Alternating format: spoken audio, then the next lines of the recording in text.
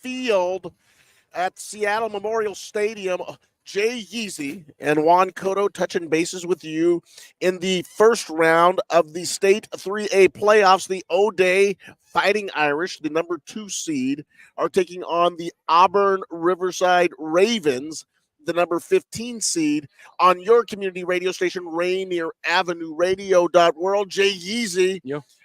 The first round of the state playoffs, always so exciting. And tonight, 2 teams, one a heavily favored team in the way they have this rankings. And then, of course, the Ravens of Auburn Riverside, they're going to try to emulate the Baltimore Ravens, see if they can take out the O'Day Irish. Yeah, which is like the Seahawk version. But North Puget Sound League is somewhat, as they say, diminished in terms of the strength. It's the first, I believe that Daniel Bellis was letting us know that this is the first time. Okay. This is a first time. Come on up here. Join us. So I'm not, he is not invisible. He is very, very visible. And then as the Auburn Riverside Ravens come out of their tunnel, and here comes the O'Day Fighting Irish over here on the north side. And I saw a young man do a full cartwheel. We got, acrobatics.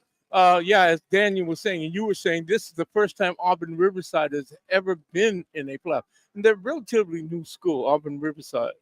But again, trying to do a parity issue. North Puget Sound, not at the same strength as the Meto League or Kinko or even Northwest League, So it'll be interesting. It'll be very interesting. We are going to go ahead and go to the national anthem. We will just go ahead and observe the allegiance to the United States.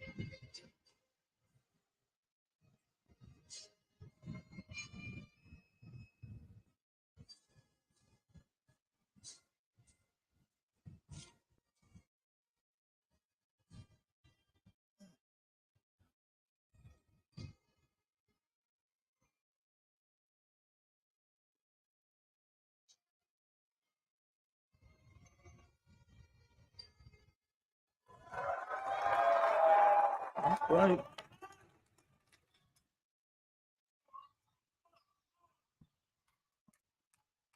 So the salute to our country, and both teams ready for the ball game now. Here comes the Auburn Riverside Ravens, and they are going to be on the south side of the stadium, which is the side that the Space Needle and the Mopop are on.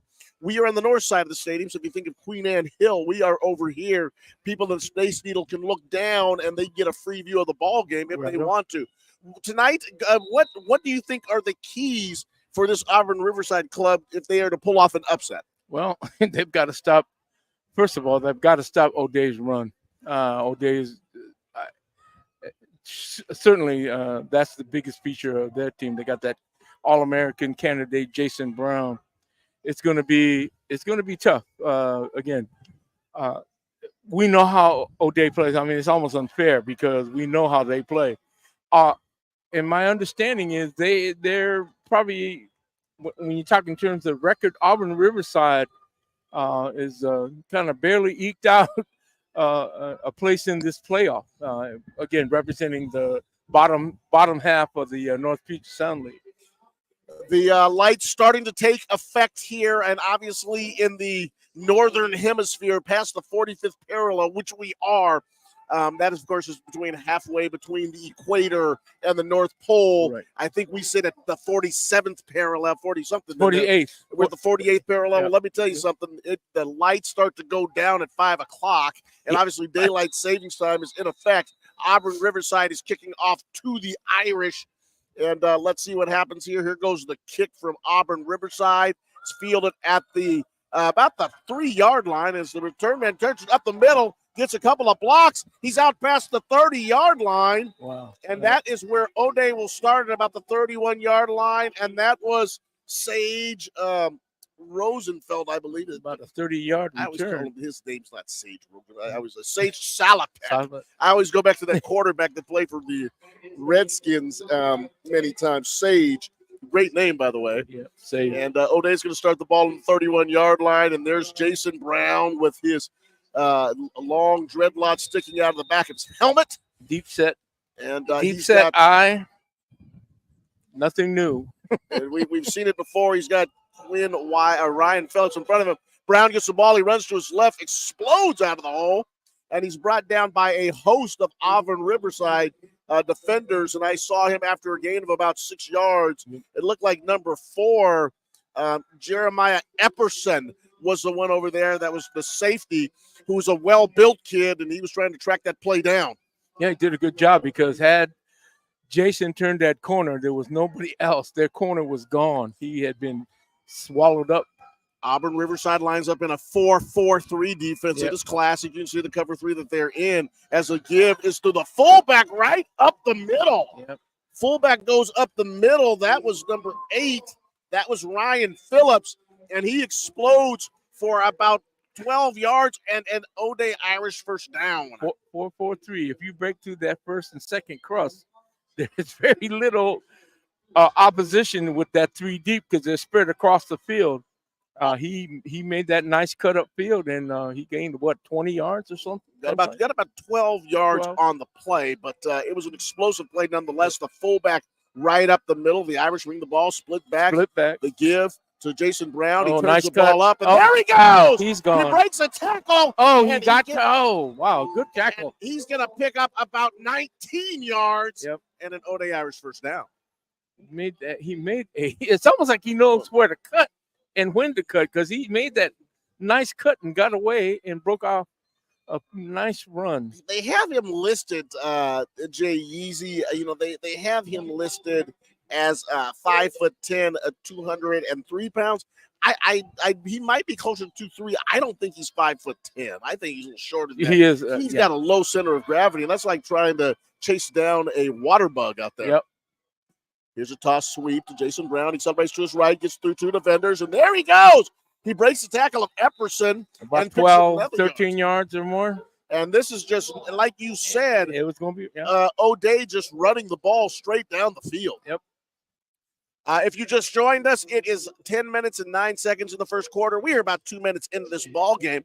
It is O'Day 0, Auburn Riverside 0 on your community radio station, Rainier Avenue Radio.world. Welcome to Washington Interscholastic Activities Association, the WIAA. This is a state playoff game. This is the first round. Last week was the preliminary round, the round of 32. Double left. Yes, change the formation. Big hole. Formation. Big Jason hole. Brown, Touchdown. He runs right up the middle and really Huge hole. jogs the last 3 yards into the end zone. It is O'Day 6, Auburn Riverside 0 on a 67-yard drive that included 5 runs. They're just eating up chunks of yardage every time they run the football. Why pass when you can run? It's look again. I had said it. Auburn Riverside is going to have to be able to stop the run, which at least it's early in the game. Jason Brown and Ryan Phillips just walk right up the middle of the Auburn Riverside defense as the kick is good.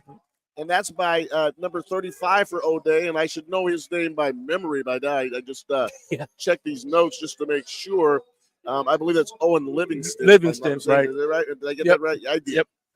And Owen knocks the ball through. He's a junior. He's 5'11", 165 pounds. Actually, my senior year at O'Day, I was 5'9", 165 pounds. I'm still now listed as 5'9", but I weigh a little bit more than 165 pounds. But that's another story. Is it in kilograms or? O'Day 7. Auburn Riverside 0 on the Ravens. Get the ball on your community radio station, Rainier Avenue Radio.world. Look how much time has been taken off the clock. A fourth of the quarter. I mean, if you want to control the game, and they say you must control offense, defense, etc., and they're doing it with the run, that's tough because they're eating up the clock too. Irish bring their kickoff team out. And let me see, there's 9 minutes and 41 seconds to go in the first quarter. And you're absolutely right. That first drive took maybe 2 minutes off the clock after the kickoff. So O'Day finding their rhythm, and we'll see what Auburn Riverside has on store to combat this O'Day Irish offense. Control the game to either offense or defensive ball. There you go. Good fielded by field. and that kick was short. Fielded by number 3 for Auburn Riverside. He makes a couple of nice moves there. Right. That's Alex Park, and he is a junior, 5'8", 165 pounds. And he went ahead and returned that ball a good 14 yards before he was swallowed. Short kick, and but O'Day's coverage team got down there. Yep. Here comes the quarterback for Auburn Riverside, and he's got the play. He is number 9. That is Andrew Wald, W-O-L-D, Wald. Double wide, they're spread. He's got a running back, Adam Galloway, right next to him. Shuffles a couple times, and he throws the ball off, and it looked like it went off the helmet. If you remember that play a couple of weeks ago. Number 59, I think it was. It looked like it was 59. David Schwartzel of O'Day, number 21. 58, okay.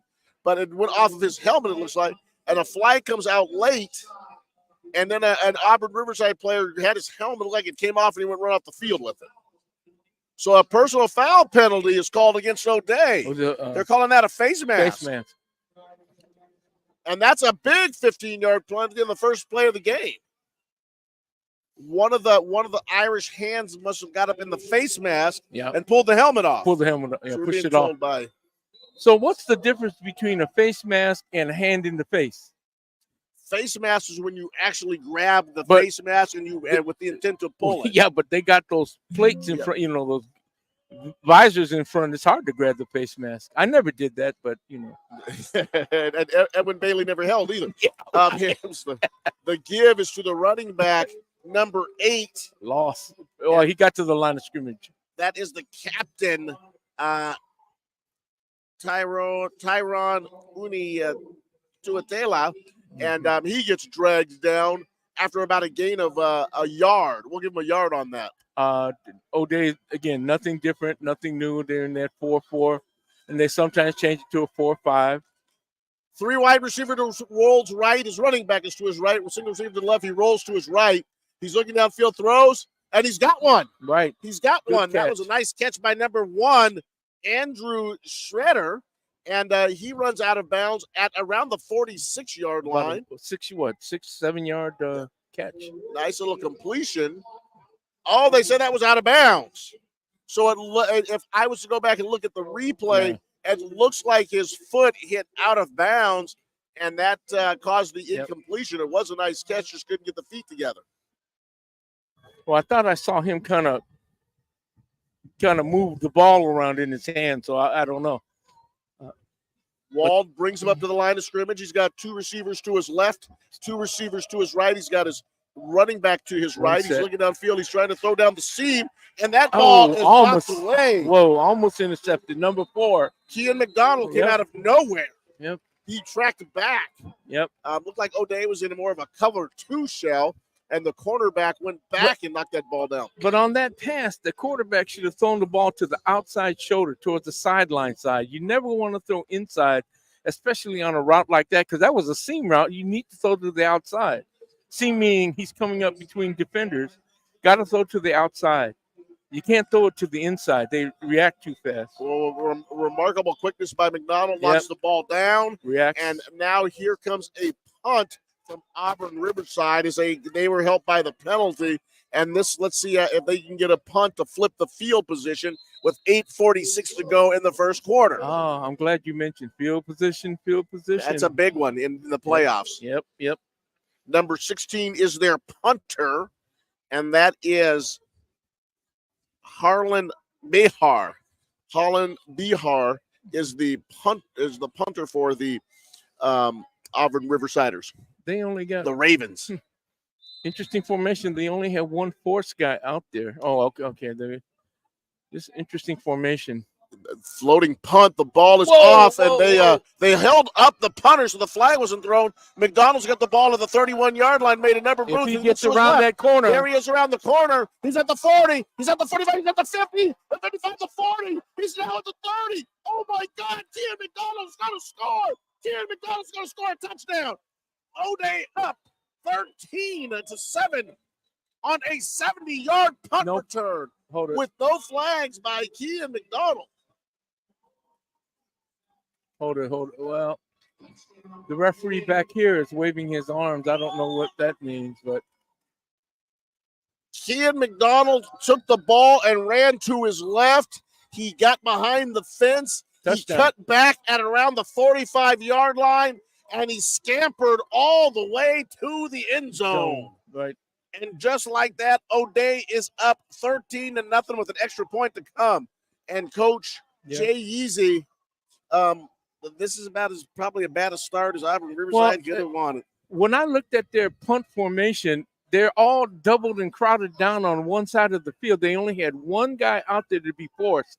Once you get by that guy, and that's exactly what happened, Juan, that the O'Day player took it down and cut back into the middle, and it was home free. The Livingston's kick is really good through the uprights and all the way on the back. And as you and I've talked about so many times, when you're teaching high school special teams, you have to be so good at showing the reference points. And I always told my outside guys, go to the outside number. Yeah. You're the outside guy. Stay on the outside number. Right. Which only meant that a lot of my punt returns were right up the middle for touchdowns, but rather than breaking outside. Exactly, because that's what we teach. You teach everybody to go up, but stay outside arm and leg free. And then everybody else, if they stay in their lanes, you got it covered. But what happens is they don't stay in their lanes and they get out of position. You know, it like that formation, I can guarantee you if I see that formation, I'm running to where that one defender is because that's all there is on a contain or a force. That's it. 8:25 to go in the first quarter on your community radio station, Rainier Avenue Radio.world. Juan Cotto and the coach, Jay Yeezy.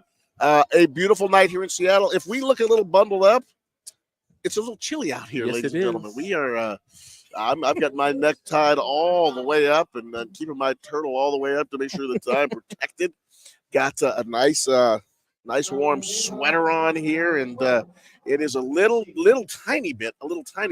It's chilly. It's that wind. Mm-hmm. And we are under the cover here on the north side of Memorial Stadium as Livingston looks at the ball, and he's got it spotted at the 40, and he kicks it. But good kick. That ball is fielded at the 5-yard line, and there's the fake reverse and number 3 with the return. And it didn't flying up the sideline, but he's dragged down. It didn't pull much. No, that was a nice fake. He fooled me a little bit. Allen Park made a nice return on that one, just faking it. In the Kennedy game, they did that quite a bit. But they would crisscross. Again, I have to give O'Day credit. They stayed in their lanes. Yes, they did. And I know why. Because their special team coach is Al Roberts. That's correct. And he is death on being out of position. Stay in your lane. Wald brings the Ravens up to the line of scrimmage. He's got 3 receivers to his left. He's got his running back to his left. Wald has a single wide receiver to the right. Triple left. One setback. Yep. O'Day in a cover 2 shell. Yep. O'Day was normally a 4-4 team. They play more of a cover 2 type of alignment right now. Oh, tried to force the pass in there. It was broken up by Sage Salopek, but we will see what happens. Salopek played his freshman year at Archbishop Murphy and then transferred down to O'Day. Second year on the squad out on that corner. And let's see what the call is. It's going to be probably holding or interference. Holding against the Irish. So it looks like Salopek might have got his hands on the receiver. Yep. And that is going to be a first down for the Ravens. So as their first drive started with a big play, this drive starts with a pretty big play, a first down for the Ravens with the penalty. Wald 3 to his left. Oh, the snap was high. My gosh, disaster! The snap was high, and Jonathan Epperson caught the snap, kind of took it away from Wald, right? And then he got drilled in the backfield. Yep. Well, that was again. How many times have we seen plays just get out of timing because of the snap, either too high or too low. It's one thing to do it in college, it's one thing to do it in the I NFL, but I tell you, it just seems to me it makes so much more sense to be under center. Take the T formation snap under the center, T snap. Walled in the shotgun, 5 yards back. He looks to his left and right. He's getting chased. He's getting chased by a number of different players, but finds an open receiver running an out. That's number 16. That is Harlan Bihar, and the ball falls harmlessly to the turf. Yep. 7:33 to go in the first quarter. O'Day up 14-0. Jason Brown and Ryan Phillips on a drive that went 70 yards, then a 70-yard punt return by Kean McDonald, and those are the two scores that O'Day has in the first period so far. It's a dream come true. Score on offense, score on special teams. Next thing you want is score on defense. So Wald brings the Ravens to the line of scrimmage. He's got two to his left, two to his right. He's got his running back to his right. He takes three-step drop. It's going to be a screen pass, but nobody even looked for the football. Nobody was even looking for the ball. He had the screen set up. The only thing he didn't have was a back to catch the ball. That would have what, tunnel screen? Tunnel screen. There was no receiver out there. I don't think anybody wanted to go out there to catch it. That might have been the. Again, that was a bad snap too. He fumbled it a little bit on the exchange from the center. Bihar back to punt. They are in punt formation, and John, it's one of those new fancy punt formations. Yeah. There is no wide guy to the left side. I don't understand. I do not understand that. Now they bring a guy up. I'm with you. I'd like to have a guy out on the hash. High snap. Kind of a punt itself, the snap. The ball goes off the side of BR's foot. It lands at the Raven 44-yard line. Yeah. And O'Day now has a short field, and that's the last thing your defensive coordinator wanted. Plus. Anytime you get the ball on the plus side of the 50, remember we talked about that? The percentages increase as you get towards the goal line. It's inescapable. The statistical data is proof of that. So, Jay Yeezy, Juan Cotto, live from Memorial Stadium, Leon H. Brigham Field on your community radio station, Rainier Avenue Radio.world, 14-0 O'Day. 7:21 to go into the first quarter. Split backs, receivers to the left and right. And Anton Arugio fires a ball downfield. Does he have him? He got it. Got it. What a catch! What a catch! Defender was all over him too. Well, Andrew Chan. You knew they were going to have to throw it. Sometimes they've been running the ball so effectively this play pass. But actually, he just stood back there and just heaved that ball out there. Andrew Tran on just a straight speed sprint down the right sideline. And he actually was in really good coverage. Number 3 was there. He was Alex on him. Park was all over him, and Tran came down with the football. We call that route fly 9, straight up the field. Fly 9. They give to Jason Brown. He's gone. A couple of different skip moves, and touchdown. He goes into the end zone from 9 yards out. And O'Day's had the ball 7 plays and a punt, and they are up 21-0 over Auburn Riverside. Yep. This is not. There's more than 6 minutes left in this first quarter, and it's already going to be potentially 21-0. O'Day in really good form tonight. The throw from Arugio, a tough throw, but it was on the money. Andrew Chan catches it at the 9-yard line where he goes down, and now just a simple play into the end zone. And you know what that does to the potential teams that will be playing O'Day? They're going to be saying, oh, my God, they can throw the ball too, because they've been running the ball. Everyone knows we run the ball. They run the ball with Jason Brown, etc., off that split back set or that deep set eye. But the fact that they can throw the ball 40 yards downfield just says, there's some things we got to look out for the next team coming up. And if Garfield wins, it'll be Garfield based on the bracketology. Well, as the former Navy coach, a longtime Navy coach, longtime the option master, his name is Paul Johnson. He used to say, we don't throw it often, but when we throw it, we mean it. Yeah, right. And O'Day tonight, when they're not probably going to throw it much, but when they throw it, Coach, they mean it. Oh yeah, and again, what better way to set up the sequence? You run, and then play pass, throw the ball downfield. 6:46 to go in the first quarter. O'Day 21, Auburn Riverside 0. Auburn Riverside, they have a nice little crowd forming over there, so a lot of people came down from the South Sound to enjoy the ball game. By the way, this is Juan Cotto and Coach Jay's Easy on your community radio station, Rainier Avenue Radio.world. The ball is going to be caught by at number 16. He's going to do the little fake toss, and it goes to number 14, who runs around the right side. If he can get around, he could, but there might be a face mask on that. Or a horse collar, one of the two. But that was Galloway who got tackled. Yeah. That was Bihar who punts. He took the ball. He ran to his left, flipped the ball back to Galloway. He took it to the right, and he's tracked down by O'Day's number 21, who had his hands up just a little bit high, and he may have either horse collared him or face masked him. We couldn't see. Let's see. David Schwarzel. They have David Schwarzel wearing the number 21, and he's also on special teams. He's a defensive lineman, and he's very fast. Wait a minute. What do they call here? It looked like face mask on the face mask receiving team on Auburn Riverside. So that pushes them back. So that's interesting. But in our day, you a running back, you could grab the other guy's face mask and throw him across the field, and they would never call it on you, right? M-Easy is here. M-Easy, was that the running back pushing off on the face mask? So it was one of those types of plays.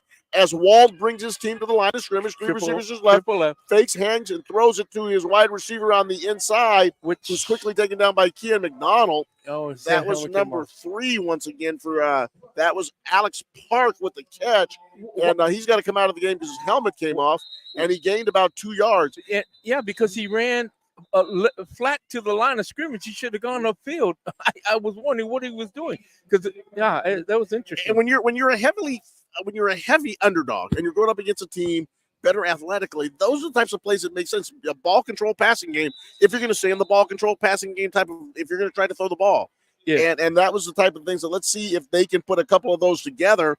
The only thing is that you have to put a number of plays together to score, but at least you gain time of possession if you're able to complete them. Wald brings his team up, 3 to his right, 1 to his left. He hands the ball, and that goes a play right up the middle with that spread, and it looks like there was a procedure call. Yeah, I think it's a legal procedure.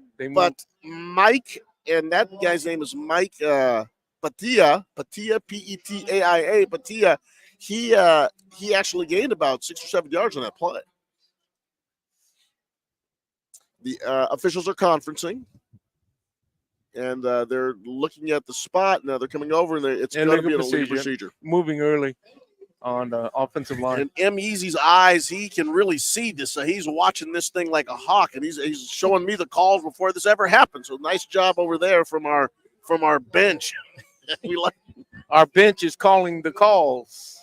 6:05 to go in the first quarter. O'Day 21, Auburn Riverside 0. And the clock starts to wind up, and here comes Auburn Riverside out. Wald brings his team to the line of scrimmage. He's going to keep that man number 11. Chips right. Patia with him. Chips to his right. left, and he hands it to him, and he goes to his right. And nothing. And he goes nowhere. That's the left side of the O'Day defensive line. Number of dudes over there who are some pretty good football players. Yeah. And he was able to gain maybe a yard. We'll give him one because we're polite. 5:34 to go. Leon H. Brigham Field. Boy, I'll tell you what, that Seattle skyline certainly has changed. Yep. You can't even see the buildings in downtown anymore, down in the south end. The tall buildings you used to see down here, you could barely see the west end. And a couple of years ago, that wasn't possible. But so much building has gone on. Wald throws a ball down the seam. It's intercepted by number 5. That is a nice return into the end zone. There's a flag that comes out, but there is that man, Rashawn Thomas, and a number of people were talking about the play of Rashawn Thomas. He has not been scouted very much, and he's not been recruited very much by colleges, but he is a nice-looking athlete, and We will see what the call is here as he takes the ball at about the 27-yard line and scampered to his left into the end zone. Yep. And he showed actually pretty good speed getting there. So the safety for the Irish on the interception, Kian McDonald, Kian McDonald is right in there with the referee conference. And let's see what the call ends up being. Flag came down as the ball was being taken into the end zone by Thomas. And they're going to call some sort of a penalty against O'Day.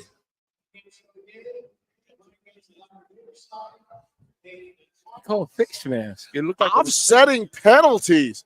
Offsetting penalties. And was that helmet? That wasn't helmet to helmet. No. Offsetting penalties. Personal foul. Oh, blindside block. A blindside block. Personal foul. A face mask. Against O'Day. So it's Auburn Riverside's ball, first down. So it is Auburn Riverside's ball, first down. Mm-hmm. The penalties offsetting against each other. And that wipes out an O'Day touchdown. Right. 5:05 to go. Isn't it interesting? Don't you think the offsetting penalty is such an interesting call in this game? Well, it was offsetting for the first two, but the third one was the face mask. The give to Taya, and he is dragged down after about a gain of 2 yards. Correction, that was number 8 on that play. That was the quarterback Wald, was it? No. That was Tryon Liam Tuete.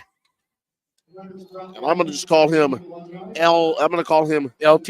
TLT. TLT. We're going to call him TLT. And he is the senior captain for Auburn Riverside, and TLT gained about a yard. They're blitzing. They're blitzing. Looking for the slant, and he just got that blitzing. ball thrown away. They are blitzing. Yep. And he was looking for his wide receiver, number 10. That's Alec Aiden Schmitz. That's the thing about modern football. You used to just have to know a couple of guys' names. You knew the running back, the quarterback, and the fullback. Now you have to know about 8 different receivers. Yeah, right. All these teams throw the ball, and all these guys can catch. Yep. And as we know as coaches, all of them are open. Yep. Yeah. Or they tell you they're open. They will tell you, yeah, coach, I was wide open. Yeah. Why isn't he throwing the ball to me? 4:24 to go in the first quarter. Covered like a blanket. Never Double wide outs. He's got a 4 wide receiver pattern going, and he gets away. He could have run that ball. He could have run that ball for a couple of yards, but he decided to throw it, and the pass was low by about 2 yards. Couldn't get it to number 16. Right. That man again, who's been one of his key targets. that is Bihar. Bihar couldn't come up with that football, and Auburn Riverside to punt. Number 36 is now punting. And this makes me wonder because they're changing the punters early. Yeah, I think. And this is a young man who doesn't even have a number. So they're going to have good field position again on this punt. The punt is a kind of a loose punt here. Knuckleball. And ball hits at the 50. Is Kim McDonald? Got a good roll. Good roll. It did one of those point rolls. We call that. The ball gets a point and sprints forward. Oh, my God. That was at the 41-yard line, and that ball rolled 11 yards off the bounce. So that gives O'Day the ball on the 30. On the 30, and they've had 2 touchdowns. Well, they had a touchdown drive of 30 yards and a punt return of 70 yards. And they had a touchdown taken back, called back because of a penalty. So interesting. The interesting thing, Coach, is that the 30-yard line has been an interesting place for the Irish today. Right. Starting point. And they've got a number of guys they're bringing in. So let's see what O'Day is going to do. Yeah. And they call a sideline warning. O'Day is bringing all of their backs over there, and it looks like they are putting in a number of players. Let me see if Jason Brown is out there, number 6. He's not. So they are bringing in it looks like Coach Kohler is playing a number of guys, and with a 21-0 lead, and a game that doesn't seem to be a threat, it looks like O'Day is going to go ahead and allow some guys to play today. Flip back, straight hand. Give us to Ryan Phillips, the fullback, number 9. Was that number 9 or number 8? It was number 9 that was Quinn. Ryan Phillips, was that Quinn? That was Ryan Phillips. Number 9, right. No, that was actually Quinn White. Number 8. Quinn White is number 9. Number 9. Yeah, gosh, I can't. Yeah, it's hard to tell that number. The 8 and the 9 look so similar. If you are listening, the O'Day Irish are in their USC-looking uniforms. They have the maroon tops. Maroon, as you recall, is it's brown with a twinge of it's a red with a twinge of brown in it. And I think if you go to Lowe's Hardware, I think it's called a number 336. They've got their gold trousers on as the ball goes to Sir Keenan Hart, and Keenan Hart explodes for 17 yards on a play to the left, and that may have just been a straight ISO. That's a straight ISO. This is a whole different squad brought in by O'Day. So this is a whole completely different squad. They changed the fullbacks, and they're giving guys a chance to play a little bit. And Keenan Hart picks up 17 yards on the play, so it'll be 1st and 10, and that means the ball is on the 50-yard line. O'Day dressed up about 70 players. They do, and they all are down there, and it looks like they have a football team setting on the dugout that's in the stands watching as well. 1st down and 10 from the 50. Arugio runs to his right. He sprints. He's looking downfield. He fires a ball. He's got 2 receivers down there, and the ball is intercepted. No, it's caught on a deflection. The ball is. No, it's down. He's saying it was down. What are they calling it? No, incomplete. They're calling it an incompletion. Yeah. Incomplete. There's also a handkerchief, it looks like, over on the far side of the field. Let's correct to see if that is indeed a flag. Arugio reverse pivoted out. He aimed his body to his right, then he spun around and he started rolling to his right. Actually, he came out of looking to his left. He spun around to his right, rolled, and fired the ball down to he had McDonald and Tran down there, and the defensive back number 3. Are they saying illegal forward pass? They had illegal man downfield. Yeah, illegal man downfield. Ineligible. Okay. One of the Irish linemen wanted to catch that pass because he made the pass. Okay, you can step across the line of scrimmage as long as the ball doesn't cross the line of scrimmage to get illegal forward pass. But it was an ineligible receiver downfield. 2 minutes 32 seconds to go in the first quarter. O'Day Irish 21. Double wide, deep eye set. There's a hole. Jason Brown on a toss sweep. Brown scampers for about 13 yards. Yeah, 13 because they had a first and 15. First and 15, and he's probably going to be about 3 yards short. Yep. Nice little nifty run. Let's call him 4 yards short. 4. It'll be 2nd down and about 4. See what the scoreboard calls it. I'm going to call it maybe it's 3, but the ball does go across the 50-yard line. They are in Raven territory, and it'll be 2nd down and 3 yards to go. A little over 2. It's down to 1 minute and 50. Friends and family still filing in. O'Day's give is to Ryan Phillips, and first he takes man the ball through. straight up the middle. Yep. And he picks up about 8 yards, and that's going to be another O'Day first down. 1:45 to go in the quarter. It's pretty clear, Coach Juan. Monty's going to say, "Stop the run, stop our run," and when they try to sneak up and try to stop the run, we'll throw the ball. O'Day comes out in a slot left formation, tied into the right, split backs. Arugio looks, throws the ball out to Tran. Tran only put one hand up to catch that ball with a little bit of velocity on it, but that would have been that would have gone all the way to the end zone because they only had one defender that reacted to that pass. That would have been interesting. Andrew Tran caught that pass from Arugio earlier, which set up the most recent touchdown. Right. And we're saying Tran could have had another one. And here's maybe one of the best athletes in the city as a sophomore, Leo Banquero down here on our side of the field. It's I formation. They give us a Jason Brown stutter steps. It looks like he almost and then he pirouettes. He pirouettes like Baryshnikov. He does a Baryshnikov. He pirouetted out of there. And Mike Kentucky is shaking his head. He Baryshnikov on me. He was on point. They had him. They had him with 3 guys around him, but he did a spin move and was able to sprint down the sideline. And just like that, it is O'Day 27, Auburn Riverside is 0. Like a ballerina, he was on point. He was on one foot and spun around and took off, and he's gone. Well, here comes Livingston in for the kick, but another electrifying run by Jason Brown. And obviously, after 4 years watching this young man, I think that we're starting to see that this is one of the better running backs in the history of Washington State. For sure. The kick is up by Livingston, and it is true. And with 1:12 to go in the first quarter, in the round of 16, it is O'Day 28, Auburn Riverside 0 on your community radio station, Rainier Avenue Radio.world. Well, as they say, play to the end. You are listening to Coach Jay Yeezy and Juan Cotto touching bases with you under the, I want to say it's under the glow of the Space Needle. And for the first 2 months of football season, we were under the shadows.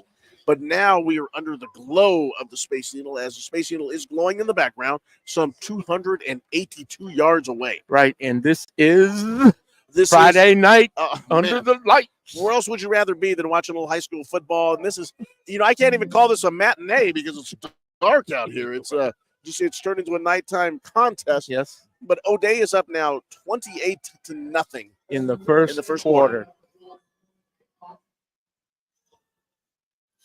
Here come the Ravens, and they are a game bunch. They got to be excited. The first time in school history that the Ravens have been in the playoffs. They are in white jerseys with green numbers. They are all that nice deep Kelly green. It's a good-looking outfit. They've got black borders around the numbers. They've got white pants with it looks like it says Riverside on their pants. Right on the thigh area there. Yeah. And here's the ball. It's short number again. 3. Parks got the ball. He's got a hole up the middle, and he is brought down hard on the 30. He really was. About and the 30. Was a nice tackle there by Sean Thomas was there, and a couple of other of the guys who will now be coming onto the defense. And now O'Day defense is coming. Let's see if Monty has made any changes. I don't. There, the number 34 and the number 21, and some of those guys are still in there. Front four still a second the same. He probably wants to just play some of his guys. Yep. But Jason's certainly are in control of this football game. Yep.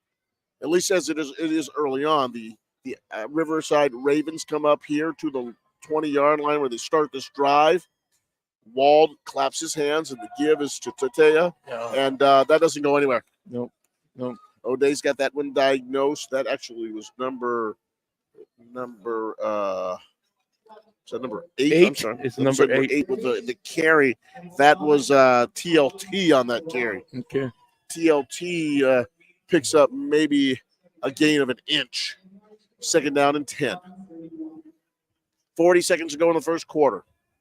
Irish 28, Ravens 0.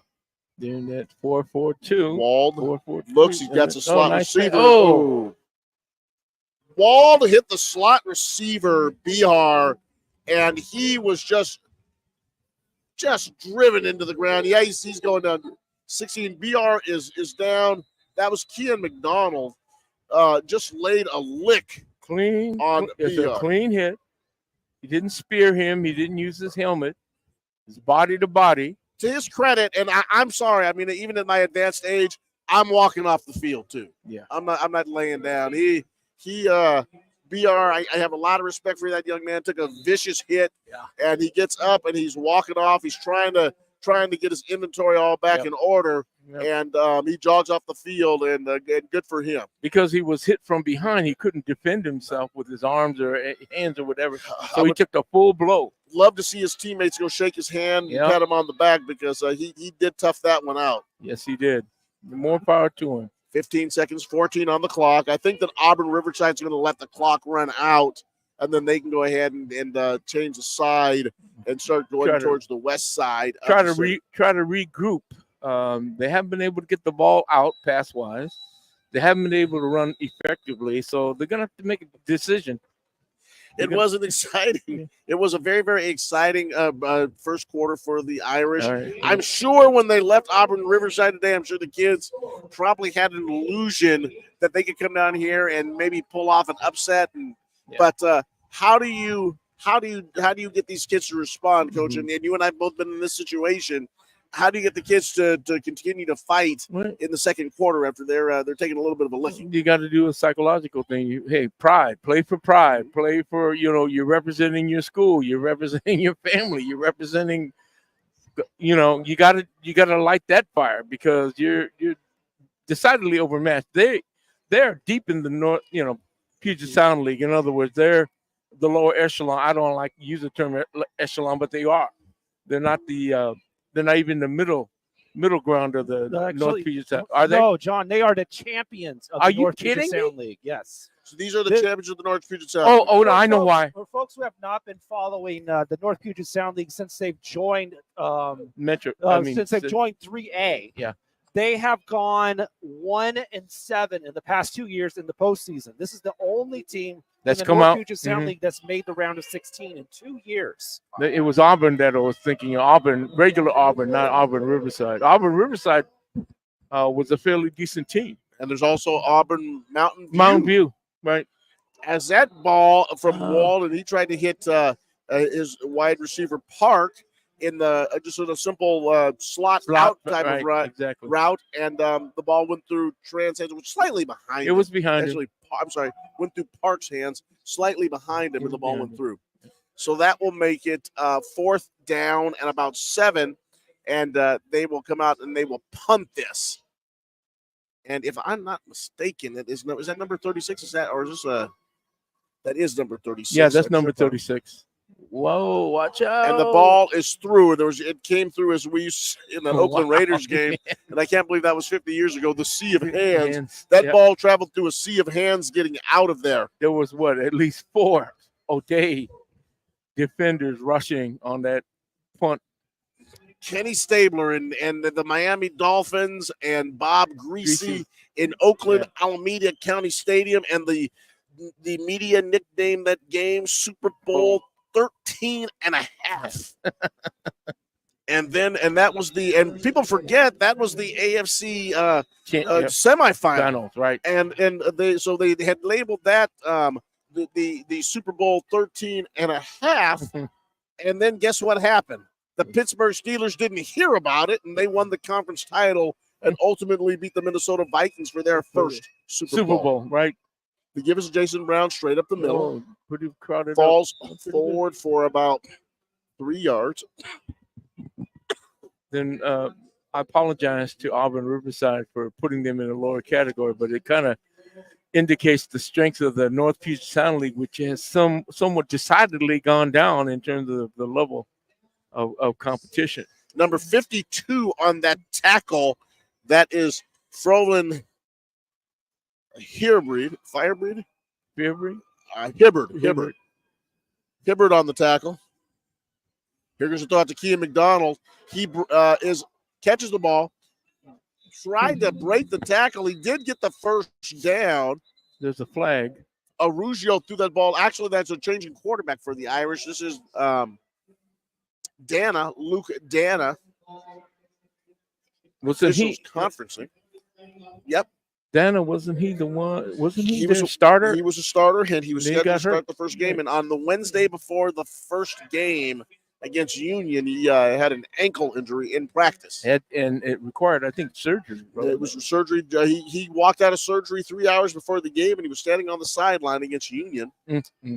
Spent about a week recovering from the surgery and got a little bit of playing time, I believe, in week 5. But Anton Arugio certainly has entrenched himself as the starting quarterback for the Irish. 10-yard? It was a 15-yard penalty. It looks like it's a personal foul, and it was a block in the back. There's a block in the back. Offensive. From behind, yeah. So we had a little bit of a blocking issue there for the Irish, and it can't. The sport is clearly states you can't hit people in the back, and that. When you block, yes, when you block, but yeah, of course, yeah. We saw earlier you can actually tackle people from the back. Yeah, right. So here come the Irish with 10:53 to go in the second quarter. Luke Dana now in the game as quarterback. got his full complement of receivers out there. He's got Kean McDonald with him, and he's just waiting for Andrew Tran to get the call from Monty Kohler.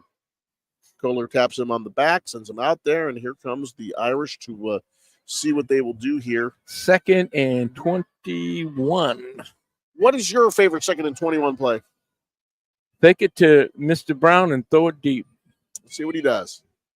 Looks like they're going to go with the counter. The ball is on the ground, and it rolls right to Auburn Riverside. Right into their hands. Unbelievable.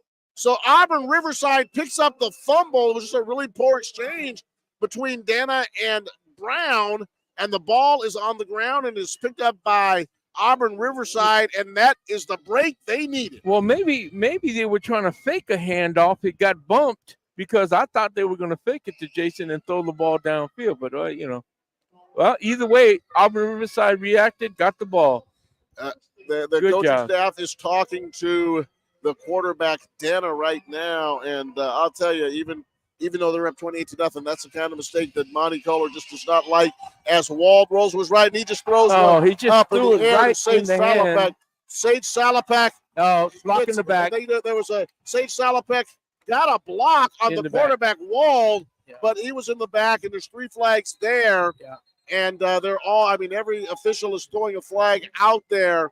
So that play will come back. Salapak took the interception at about the 20-yard line. He ran down the sideline, and it is coming back. Why did you throw the ball, son? Because he was open, but he was on the other team.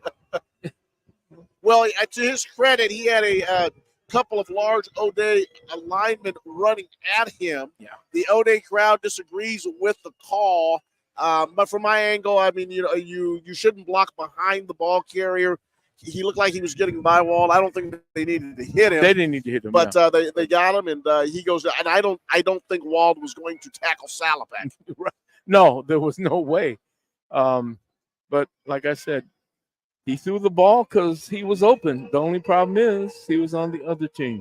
Jason Brown trying to negotiate something here with the official. It'll be 15 from the spot of the foul.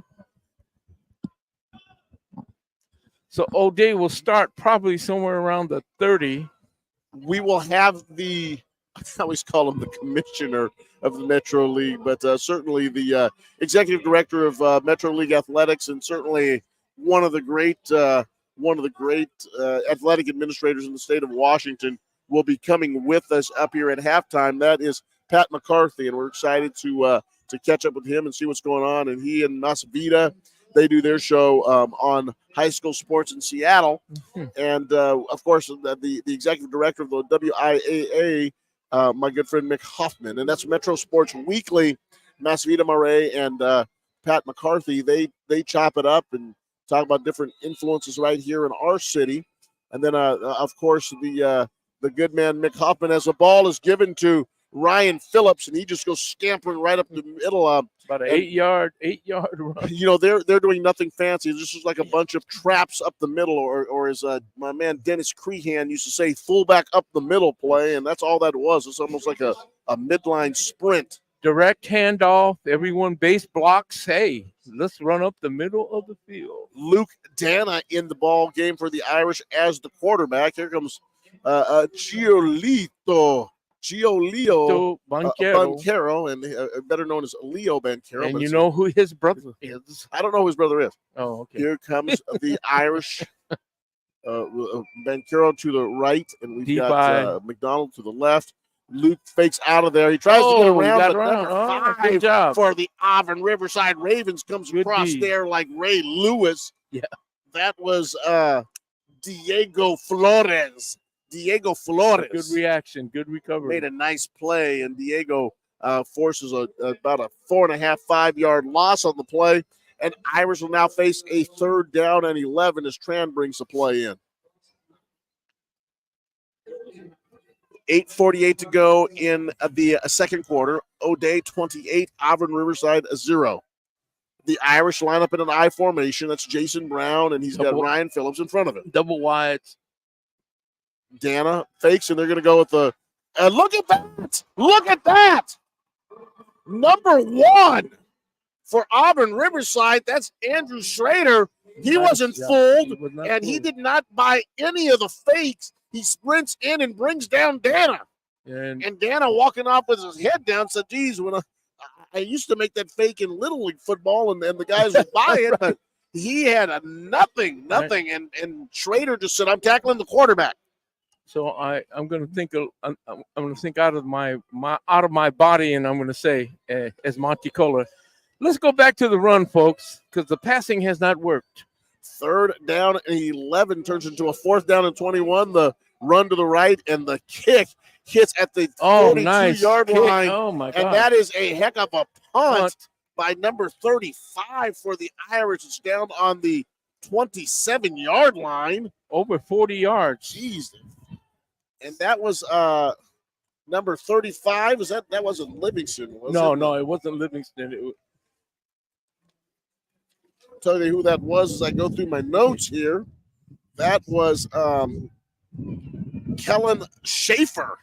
Nice we don't call his name a lot because O'Day doesn't punt very much. No. But Schaefer rips one down, and that was a good punt. Large punt there. 40, I counted as 40 plus. 48-yard punt for the Irish. A quick give to number 8 right there, and he cuts back. He's got a little bit of room. He moves upfield. Auburn Riverside trying to MacGyver some things. That was number 8 for them. That was TLT with the carry. Yep. And he cut to his left, cut to his right, and he picked up a yard. Yeah, a lot of running to gain 1 yard. Just exciting to see them. But they're scrapping. I mean, they're competing. Give them credit. Auburn Riverside, and here's Wald brings his team up. Triple right. 3 to his right. He's got his running back to his right. Single receiver to the left. Looks, finds the slant, and it's almost intercepted caught. and intercepted. I mean, it was both of them coming to the ball at the same time. That ball was kind of little underthrown. Cole Svindon. Mm-hmm. He went down to try to get that pass. Yep. And the Irish safety, number 7, that is Anton Arugio, the quarterback. They're making that play. Reaction. I mean, you can't. Thing is, if you're playing against a team where you have DBs that can react like they can shorten your pass routes, you can't do a long route. They'll run it down. The snap to Wall, the throw, and this time it's picked off. It got intercepted. The linebacker, and he spins out of it, and he's into the end zone. And that is Sean McDonald. A flag is down. Who was talking to him about us last week? Was that Coach Roberts? Yeah. Coach Roberts was saying he couldn't understand why Sean McDonald isn't getting a lot of attention. Yeah. And just like that tonight, Sean McDonald has been everywhere. He's been lighting it up. Let's see what the call is. A flag came out as soon as he intercepted the pass. It was at the point where the ball was intercepted, so some kind of illegal block, holding or something. Monty Kohler over talking to the linesman on the far side, this side that we are on, and he's in disbelief. He's also on the field, like I always joke about it. When I did that, they're like, Coach Cotto, get off the field. Or get your 15-yard unsportsmanlike. It's a hold, and it is declined. Yeah. Hold against O'Day.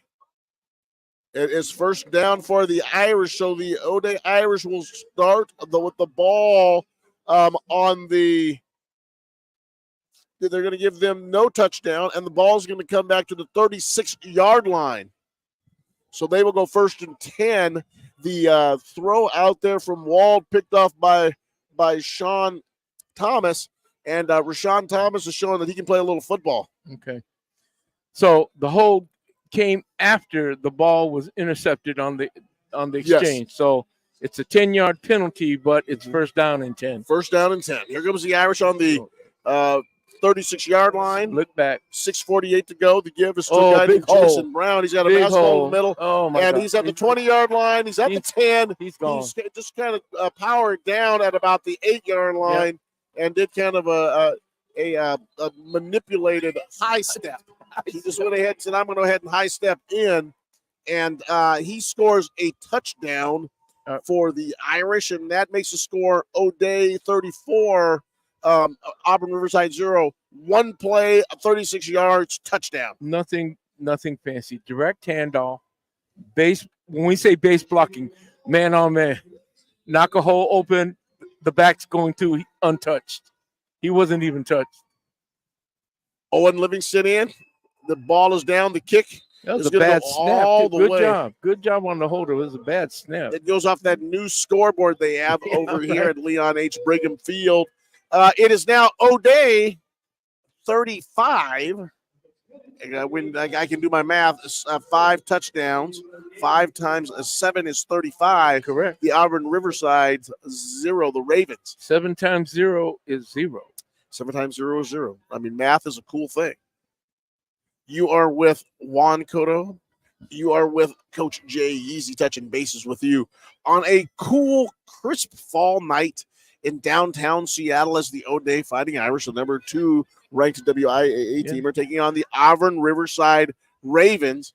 And in the first quarter, and I guess it's quarter and a half, we haven't even got to the halfway point of the quarter yet. Yeah. 6:38 to go. It is O'Day 35, Auburn Riverside 0. This is a great weekend for sports. Seahawks, Kraken, soccer, UW, boom. The Sounders are playing the FC Dallas tonight in a matchup. That is really exciting, and this is the playoffs. It's a new playoff format in the MLS. Right. And this is going to be the elimination game, and this could be the final game for a lot of big names here in Seattle. Nicholas Lodero, Raul Rui Diaz, and a number of the Sounders. This could be their last night in Seattle. It's going to be a crazy house over there. Should be packed down at the beautiful stadium down there known as, what is it, CenturyLink now? Or? Yeah. And then, a little block in the back. Yeah. Little, it was we saw it up here, but I know the referees probably didn't see that little touch push. Yeah. But anyways, the ball is brought out by Auburn Riverside. A nice run by Bihar, who gets that ball all the way to the, I want to say the 27-yard line. Pretty good. And return. Wald will bring his troops up here to get this thing started. And let's see what Wald does. And obviously, it's very important to see what a quarterback does and how he responds to this. Now, 6:32 to go in the second quarter, and halftime can't get here fast enough for the Ravens. And let's see what Wald does. He gives a little handoff inside, and that picks up about 2 yards. And once again, like I said, they're being scrappy and they're doing their thing. That was LT. That was my boy TLT. TLT with the carry. Isn't I think I was listening to the radio the other day, and I think TLC is coming to town, aren't they? Oh, really? TLC. And you. TLC. Here we go. 6:02 to go. 6 minutes. We're reaching the halfway part of the second quarter. O'Day 35, Auburn Riverside, Rainier Avenue Radio.world. The nice play, TLT. Boy, he makes some exciting 2-yard runs, doesn't he? Doesn't he? Yes, he does. I mean, he's probing that line of scrimmage and finally saw something and was only able to gain about 1.5 yards or 2. O'Day reacts so well. Step to his left, step to his right, and really just kind of reacted down there. And we have an O'Day player who is really having a hard time getting off the field right now. He's down on a knee. Looks like he either got elbowed or he took a shot somewhere. That is a pretty decent football player, too. I know we've called his name several times this year. That's number 24 that's down on his leg right now. That's Malik Dawson. He's down, and he's not feeling real happy right now. I didn't see the play. It looked like it was in the pile. It was he just might have took a tough little shot there. And he comes jogging. He's like pumping it up for himself. So I think he's okay. He's not a little guy either. He is not. Probably something like underneath one of those shoulder pads. And we know how that goes. You take a little you take a little poke under the ribs, and man, that's uncomfortable. But you bounce up. Here comes the Auburn Riverside Ravens. They've got 3rd down, and we're calling it 6. The ball is on the 32-yard line. Send a man in motion. They're sending 5 in. Oh, and they give the ball to that man, number 11, Tapia. And Yeah. Petaya. O'Day stretched 5 across the front on that Sure one. did. Yep. Interesting.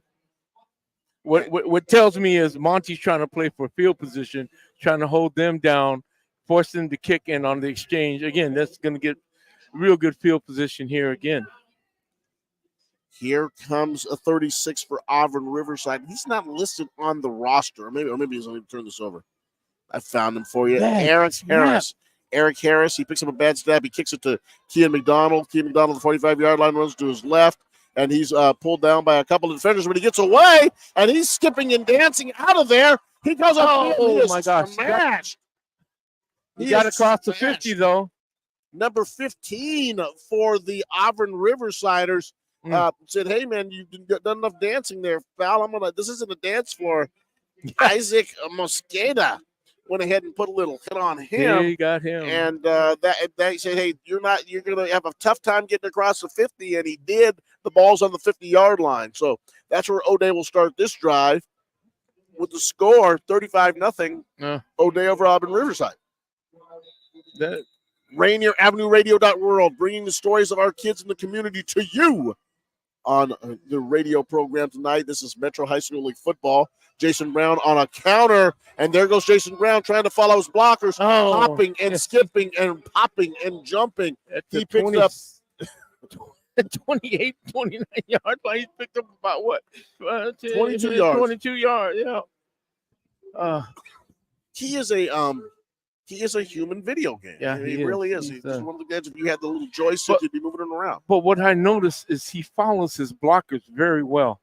He makes his cuts off of them, which is very good. He does a really good job of going where he's supposed to go. Yep.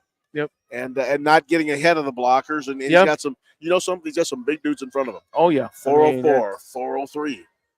The give to the fullback. Phillips. He runs off the left side. He broke about 3 tackles right there on the line of scrimmage. He sure did, and I think he picks up a first down. He picks up 10 yards. Exactly. They start out at the 18, 19. So the Irish making wholesale changes here and there. It's like they shouldn't say wholesale changes, but some changes. But they're getting a variety of guys into the ball game. Here comes Tran, who made a big play in the first quarter, a long reception from Arugio that set up the second touchdown. And here come the Irish to the line of scrimmage. 3 minutes and 31 seconds to go, second quarter.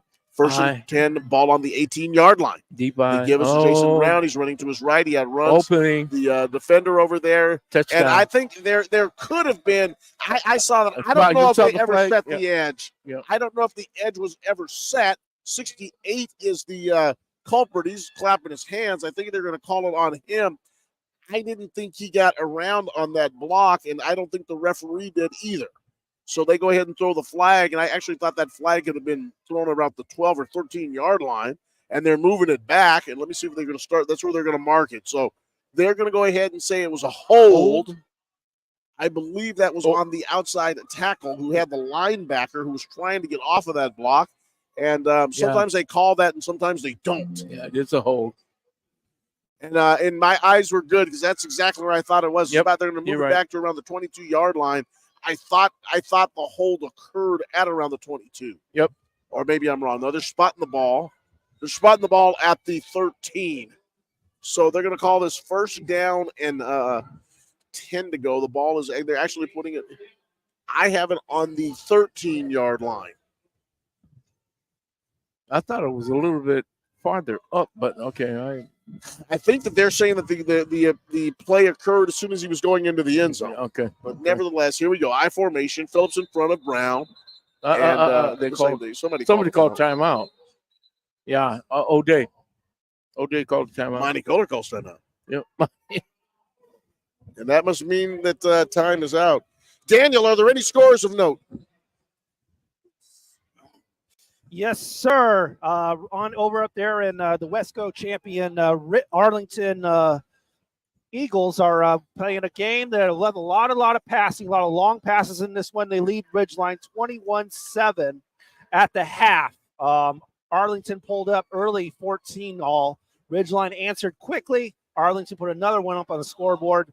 A lot of action up there in for the Wesco champion Arlington. These Greater Spokane teams, Ridgeline and Mount Spokane, are not easy outs. They both won last week, and Mount Spokane will be taking on Garfield tomorrow at 1. Yeah. And, of course, the winner of this game will play either Mount Spokane or Garfield. And, of course, the other Metro team on the board that may have a home game next week, Eastside Catholic, will be hosting the winner of Kennewick and Mountain View. But, of course, Eastside Catholic needs to get by their opponent tomorrow, which is Lincoln of Tacoma. That's at 1 p.m. And that will certainly be a ball game. I know that Eastside Catholic is heavily favored, but Lincoln will come to play I formation to give to Jason Brown, and he runs right up the middle on 1st down and 5 from the 13. And he picks up, I want to say, 5 yards. 5 yards. And that will make it 1st down and 10 from the 8-yard line. The clock is running. 3:05, 3:04. Oh, no, then make it 1st and goal. And make it, I'm sorry, first down and goal from the 8-yard line. Right. 2:55, 2:54. Arugio brings him to the line of scrimmage. Rainier Avenue Radio World. The flip out to Tran, and Tran is going to get into the end zone. Number 2, Andrew Tran. That makes the score O'Day 41. Auburn Riverside 0. Let me see if they throw a flag. They threw a flag. They threw a flag. It looks like the fullback who was out there as a wide receiver this time, and Andrew Tran gets into the end zone, and it looks like they're going to bring it back. Quinn White. Oh, actually, they call it a touchdown. Call it a touchdown. Unsportsmanlike. Unsportsmanlike conduct. Yeah, so in the celebration, in the celebration, they call the flag, and people are talking to both Tran and Phillips on the sideline. I don't know if they were the culprits, but something got to happen, and here comes Phillips off the field. Yeah. Somebody must have said something or did something, Well, yeah. Usually that is what usually happens. Yeah, and I've been a victim of that myself. Saying something, my man Brooks. Juan Cotto known for unsportsmanlike conduct. He said Unbelievable. That my man Brooks down at the Burien when we were playing the Kennedy Lancers. I said, hey, you're the Kennedy fans are intimidating you, and you made that call. He said, he threw the flag at me. He said, you're intimating that I am being intimidated by the Kennedy fans. Right, okay, and I said, I don't know what the intimating means. I'm not that smart. And he hit me with a nice penalty on that one.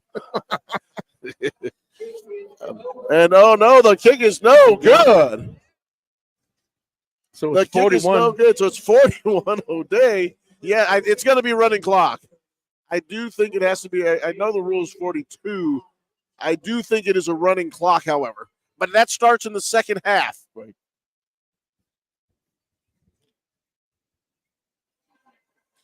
O'Day 41, Auburn Riverside 0. With 2:45 to go in the second half on your community radio station, Rainier Avenue Radio World. The glowing Space Needle. Oh, they got the lights up.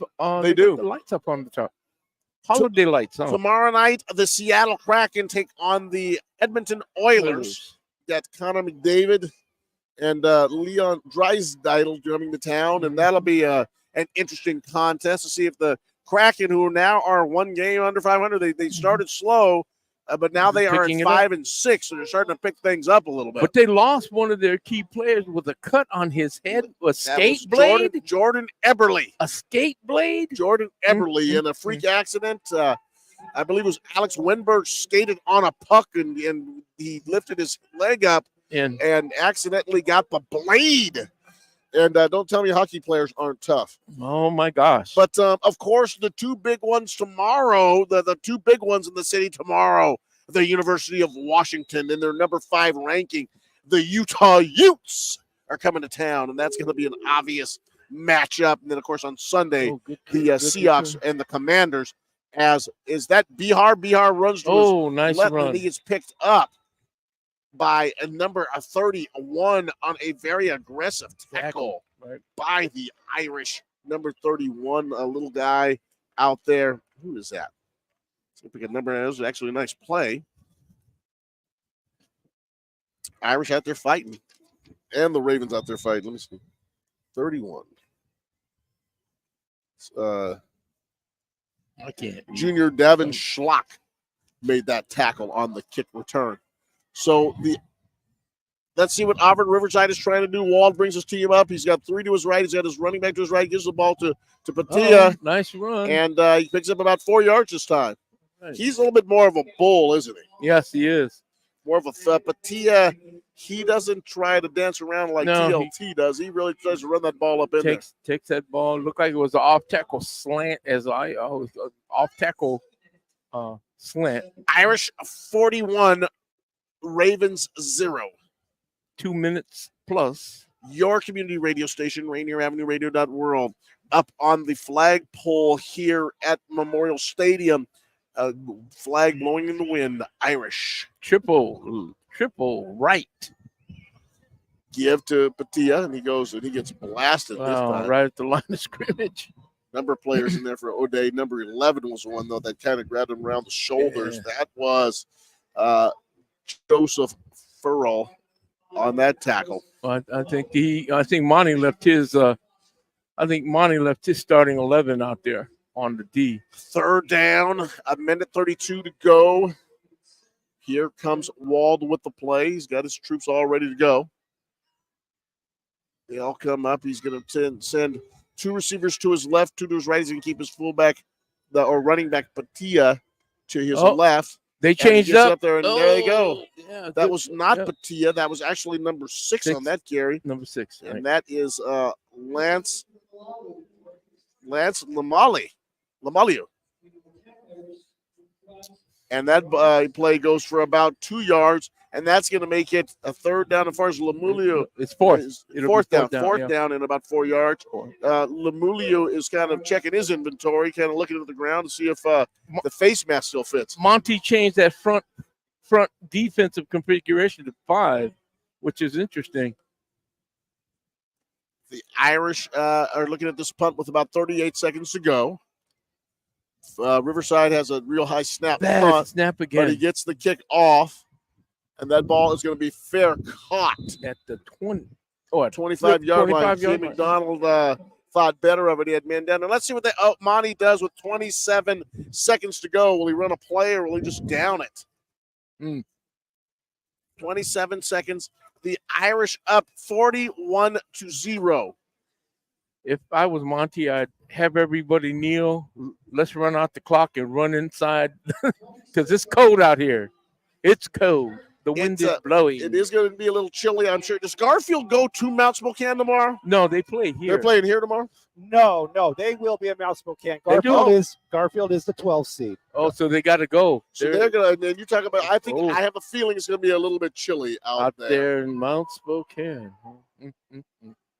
Let's see what we got here. So Irish bring them up. Let's they're switching the footballs, right? And the punting team punts with its ball, and then the visiting team, or the offensive team, they change back to their balls when they go on offense. And Monty's going to go into victory formation. Yeah, Monty's victory formation. Arugio gets a snap, and there we go. 25 seconds. We'll run off, and that will make the score to the locker room. That will make the score at the half. The O'Day Fighting Irish 41, Auburn Riverside Seta. Well, we're excited because we may get to see number 19. I stand as a unobjective, impartial observer, and but yes, I'd like to see my son play. I'm a dad just like anybody else. Well, just like last week when O'Day was so far ahead, my grandson got a chance to get in the game. Kyan Beatty Yasutaki. Nice to see him out there on the field when they get a chance. And they've worked so hard, and they get the opportunity. I'm going to turn this over to Daniel Bellis, and I'm going to let him go ahead and tell us what's going on throughout the state of football right now and what the big games are.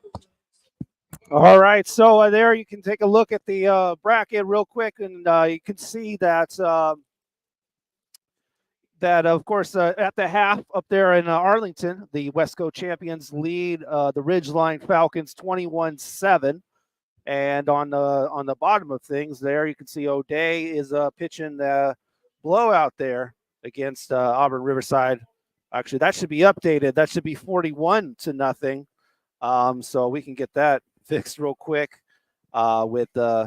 but at 7 p.m., there will be another game tonight here from the round of 16. And that one will include the game of Mount Tahoma versus Ferndale, an interesting matchup, an 8-9 matchup. Usually if you're making your pick'ems in the NCAA, usually pick that 9 over the 8 sometimes. So we'll see if Mount Tahoma out of Pierce County League can upend the Wesco team of Ferndale. And that kicks off at 7 p.m. right here on your as well as all the others of the games are happening tomorrow. And as you can see there, the 11-6 matchup, kicking Bellevue will host Monroe of the Wesco team. Shouts out to the Wesco team, by the way, putting 4 teams into the round of 16, more than any league. That's by far. That kicks off at 1. Also, Garfield will be at Mount Spokane in the 7-10 game. That kicks off at 1 p.m. tomorrow. See if Metro's third team can make it to the round of 8. And if they do, they'll more than likely face off at O'Day right here at Memorial Stadium. Also in action, Mountain View is at Kennewick. That's tomorrow, a 12-5 game. Kennewick, of course, the champion of the Mid-Columbia Conference, hosting Mountain View. And Lincoln will be at Eastside Catholic tomorrow at 1. Also, Mount Tahoma will be at Ferndale. That's kicking off at 7. And then also the defending champion Yelm Tornadoes will be hosting Marysville Pilchuck out of the Wesco tomorrow at 1 p.m. So lots of action coming up right there. And we'll see how things fall. But we do have a special guest here. So we're going to go to them, an interview with the executive director of the Metro League. Well, we have a very, very special opportunity right here. And Pat McCarthy, thank you so much for joining us. How are you this evening? Hey, Juan. Great to be here. Pat, great night, right? Oh, it's an awesome night. You tell me. I mean, you and Tara and see you guys out there. It never seems to get old for you two. I mean, I see you. First we see you in football season, then we see you during basketball season, and then we see you at track meets. It just never gets old for you two. No, we're a busy crew, that's for sure. But it's a fun time of year. Tell us about the process of putting together a state playoff game here at Memorial Stadium. Yeah, good question. So that the process really starts with a seeding committee that's put together. It's each league has a member that sits on that seating committee, and when they go down to the WIAA office and lock themselves in a room, and their job is to seed the teams 1 through 32 or 1 through 16, and that gets your pairings for the state tournament. And once you have those pairings, then you agree with the other school of when you play, what day you play, what time you play, that kind of thing. So it's a pretty involved system, and that's a consistent system with all the sports on. Tell us now, we have O'Day playing here, and then obviously Garfield has to go all the way out to Mount Spokane. Right. Tell us about the operation of a team that's going across the state to play a game, and what is Garfield going through this week? Yeah, so the way those are determined is the higher seeds are the home teams. And so Mount Spokane, who's Garfield's opponent, is probably a 4 seed, something like that. I can't remember what seed they are, but Garfield's matched up, so they go to Spokane to play Mount Spokane at their home site. And so that's a big logistic thing for a school to go across the state, with a football team, because it's a couple buses. You got to line up your buses, the travel, the accommodations, figure out when you're playing, all that kind of stuff. And when you're traveling, just think about you and I when we travel over there. It takes some coordination and so forth. Well, you got to coordinate 100 kids. It's a little bit bigger operation. But unlike you and I tell you, when I take that trip to Spokane, now my body stiffens up. I got to get out and I got to exercise all the muscles. Well, you bet. I would assume that the Garfield kids, this isn't like the home field advantage. They're probably really excited to go play a game in Spokane. I bet they're pumped. Yeah, absolutely they are, Juan. And those coaches and those teams, they plan those trips. So there'll be a stop for the Garfield kids, I would imagine, somewhere, maybe in Vantage to get them out, stretch their legs, just for the purpose of what you're talking about, not being too stiff and so forth when they get over there. So they do, they plan when their meals are, when they're stopping, all that kind of stuff. We you and I had so many we had so many conversations about this before during the pandemic. We are now a couple of years removed from the pandemic. Obviously, there are still some issues and challenges that we face, but this is the second year, I believe, now that we have been back to a regular schedule of sports. Mm-hmm. Tell us what this has done for our communities and our schools and our kids to get back to playing sports again. Boy, Juan, it's been huge, okay, where our kids are out playing, and now they have people that are supporting them in the stands. There was a period of time where, we weren't playing, so kids were getting depressed and so forth, sitting at home doing nothing. Then we started to bring them back, and we couldn't have their fans there, couldn't even have their parents there. So, that was just it was a real struggle to pull all that stuff off, to be honest with you. But now we're removed from it, like you said, and we're seeing good crowds. We're seeing good energy in schools. The principals that I talked to have talked about they're off to the best start in schools that they've had in several years. So that enthusiasm for being back and more normalcy has really been a big thing.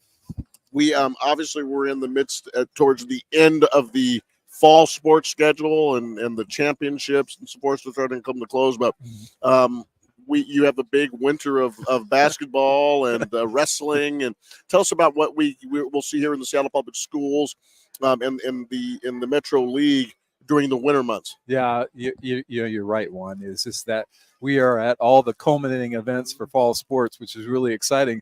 But you know what? Come Monday, all the winter sport athletes are starting their practices and getting ready for turnouts and getting their 10 days of practice or whatever they need to get in before their competition. And winter competitions are only really 2-3 weeks away. So the winter kids are excited, and we're excited because we've got really good, strong basketball teams. We've got good wrestling teams. Our gymnastics teams are really good. So our winter athletes are strong, just as our fall athletes are. So let's talk about that for a second, because I think you were a big guy. I was a little guy, but a quick guy, and I would go from football, and then when football season ended, I would go ahead and play a little basketball, and then I would go play baseball. We're seeing a little bit of a specialization now.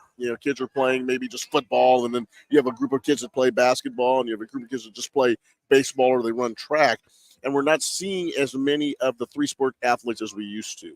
And I was just wondering, is that something that is the choice of the athlete? Is it a way that we can encourage more of that, or am I just getting old? No, Juan. In fact, we've seen that trend, and I think our coaches are understanding the value of multi-sport athletes, and so the more progressive coaches are encouraging football players to wrestle, or basketball players to go out for track, or those kinds of things in having athletes broaden their experiences in the athletic world. And they're finding that those things that from sports, it's not so wearing and tearing on certain muscles. The specialized kids sometimes are seeing some breakdowns because they're so specialized. And when they do multi-sport type of things, it takes away from some of that. Pat, it's just a thrill for me to be in this stadium. And I played my first high school football game here. I played my last high school football game here. Unfortunately, didn't win, but to come to Memorial Stadium was always a big deal. This beautiful old gal has treated us well over the years. The mayor of Seattle played here. Our governor played here. I mean, the names go on and on. Right. And we talk about so many great games that have occurred at this particular stadium. 2 years ago, a referendum was passed, and they're supposed to make some upgrades to Memorial Stadium. And where are we at in those conversations and looking at the upgrades and keeping this fantastic facility and this great place of our community centerpiece for our athletes? Where are we at in that whole conversation? Yeah, so you're right, Juan, is that this is really an iconic place, Mm-hmm. and it's been an iconic place for a lot of years. We are in deep conversations with the Seattle Center folks, the city of Seattle, and the school district, and partnering with the city. So we're in those conversations now. Hopefully they will materialize, and that we're getting close to getting this thing ground broken and getting some redevelopment here. We're not there yet, but we've had a lot of good conversations, and we're making progress there. So this is going to happen. I was in the initial conversations of those and just got so busy and bogged down, like I couldn't participate as much as I'd like to. But I'm assuming like there's a philosophy that they want this to be all things to all people. I'm just happy with it being a sports venue, Mm-hmm. and I think it should be. I mean, hopefully, first and foremost, our kids will be able to use it for sports. Is that still being looked at? Or absolutely, the stadium will be prioritized for students first. And we'll have a nice field here for football and soccer for our athletes, and whatever else they want to do, on the fields. We've got band programs that use it currently and so forth. So we're going to enjoy all of those things. Obviously, and I get to talk with Mick Hoffman on Tuesdays about this. And we spend a lot of time just talking about the value of athletics, not only for the students who are participating, but for our communities and the entire student body. And obviously, that's why you're such a big part of this. Tell us what sports means to these kids and nights like these mean to our students and our community and our parents. Well, they're just critical for kids. It's critical to their health, both mentally and physically. It's critical to their esteem, where they're being part of a team. It's part of their learning. So athletics provides a different way of learning not just in the classroom. You learn leadership and all kinds of skills that coaches are helping them with. So it's really a valuable thing. And I think you see by the number of kids that we got participating in Seattle Public Schools, it's topping out at more than 15,000 kids that are participating in athletics. And it's really helping them. They gotta keep up their grades in order to participate. It helps them keep on track to graduate. It helps them learn their goals and making things happen for themselves. So all of those lessons that sometimes they don't learn those things in the classroom, and they learn them in athletics. And so that's what's a great thing. Pat, it's always so special to see you. We appreciate the work that you and Tara and your staff do in producing these events and getting us all out here and celebrating this community. And we know you got to get things going in the second half. But thank you so much for coming up and spending your time with us on Rainier Avenue Radio.world. It's always great to see you, Juan. Appreciate it. Pat McCarthy, I always call him the commissioner of the Seattle Metro League, the executive director of sports in our community for the Seattle Public Schools. And he's the one who coordinates these wonderful state events for us here at Memorial Stadium. And with that, we'll go back to Daniel Bellis, and you can give us a little bit of an update on some scores or anything you'd like to. Excuse me. We are, of course, live on your community radio station, Rainier Avenue Radio. And we at the half with O'Day, of course, leading the there we go. Trying to get the cameras right so you can see how bundled up I am. There you go. Thank you to Pat McCarthy for coming through, of course. And like I said, we are at the half and taking a look, of course, that was the bracket once again. O'Day running away with this one, more than likely a running clock situation. Well, we expect it to happen, actually, over Auburn Riverside. But Arlington in a much closer contest. The Westco champions leading the Ridgeline Falcons 21-7. Also at the half. And we do have, looks like that third quarter actually has started 8 minutes left there now. It's still 21-7. At 7 o'clock in about half an hour, we'll have another game for you that we should be getting updates for you. Ferndale for the Westco will be hosting Mount Tahoma of the Pierce County League. A surprise team this year, Mount Tahoma. They've had some rough years the past couple of years, but this one a real solid year. And we'll see what happens in that 8-9 matchups. Those are always the coin flip ones, if you will. Those 8-9s, those are very close teams. So we'll see how that one goes out. Ferndale, Mount Tahoma, that'll kick off in half an hour. The other games all kicking off at 1 p.m. include Kennewick hosting Mountain View. Got Eastside Catholic here of the Metro League hosting Lincoln of Pierce County League. And, of course, defending champion Yelm hosting Marysville Pilchuck out of the Westco.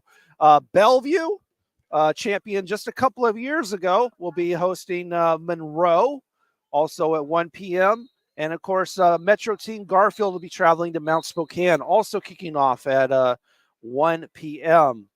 So, of course, next week we'll cover round of 8 action here on your community radio station, Rainier Avenue Radio. This is what it might look like. We'll do either the home game of O'Day or Eastside Catholic, assuming that they win, of course. So if we do the O'Day game, it'll be versus the winner of Mount Spokane versus Garfield. If we do the Eastside Catholic game, it'll be the winner of Kennewick versus Mountain View. Of course, it's all about scheduling. Eastside Catholic decided to actually host their round of 16 game at their home stadium, which they actually didn't do last year. So we'll see what they do for the round of 8. Will they host it at their stadium? Then we more than likely will not cover it, which means we will do the O'Day game. But if Eastside Catholic hosts it here at Memorial Stadium, we might do the Eastside Catholic game. So there you go. Either the O'Day or the Eastside Catholic on the 17th or the 18th. That's next Friday or Saturday, depending on schedule. The O'Day Fighting Irish are back on the field, as well as the Auburn Riverside as well there. So what we're going to go ahead and do is bring it back to our guys in the booth, Juan Cotto and, of course, John Yasutaki. Well, Coach Jay Easy, and I can almost recount the times that I've been in this situation. I certainly against Rainier Beach, against Ballard, and a number of times when I was at Nathan Hale, when I was at Highline. Experienced the situation. You come out in the second half and you are down 40-something points, and let's just recount those. And you may have been in those types of situations, and you know that you're completely overmatched. But you want to know that you want your kids to know how important their effort is in the second half. You want your kids to be competitive. You want your kids to set their own goals and standards. Right. And to be honest with you, I mean, our kids, they love the challenge. Yep. What do you do to motivate your kids at halftime if you're over there at Auburn Riverside? Oh, I got a story to tell you. I mean, we were getting beat so bad when this basketball, we were getting beat so bad. I took the team to the locker room to give them a halftime talking. The referee comes around and says, "Hey, man, that was only the end of the first quarter." That's how bad it was. But so you get into those games, and the only thing you can do is reach down to tell the kids, "Look, play with pride. You represent your team, you represent yourself, you represent that's about all you can say. I mean, you're overmatched. There's nothing you can do. There's no miracle. That's not going to happen. So you just tell them, play with pride, play for pride, hold your head up high, and compete.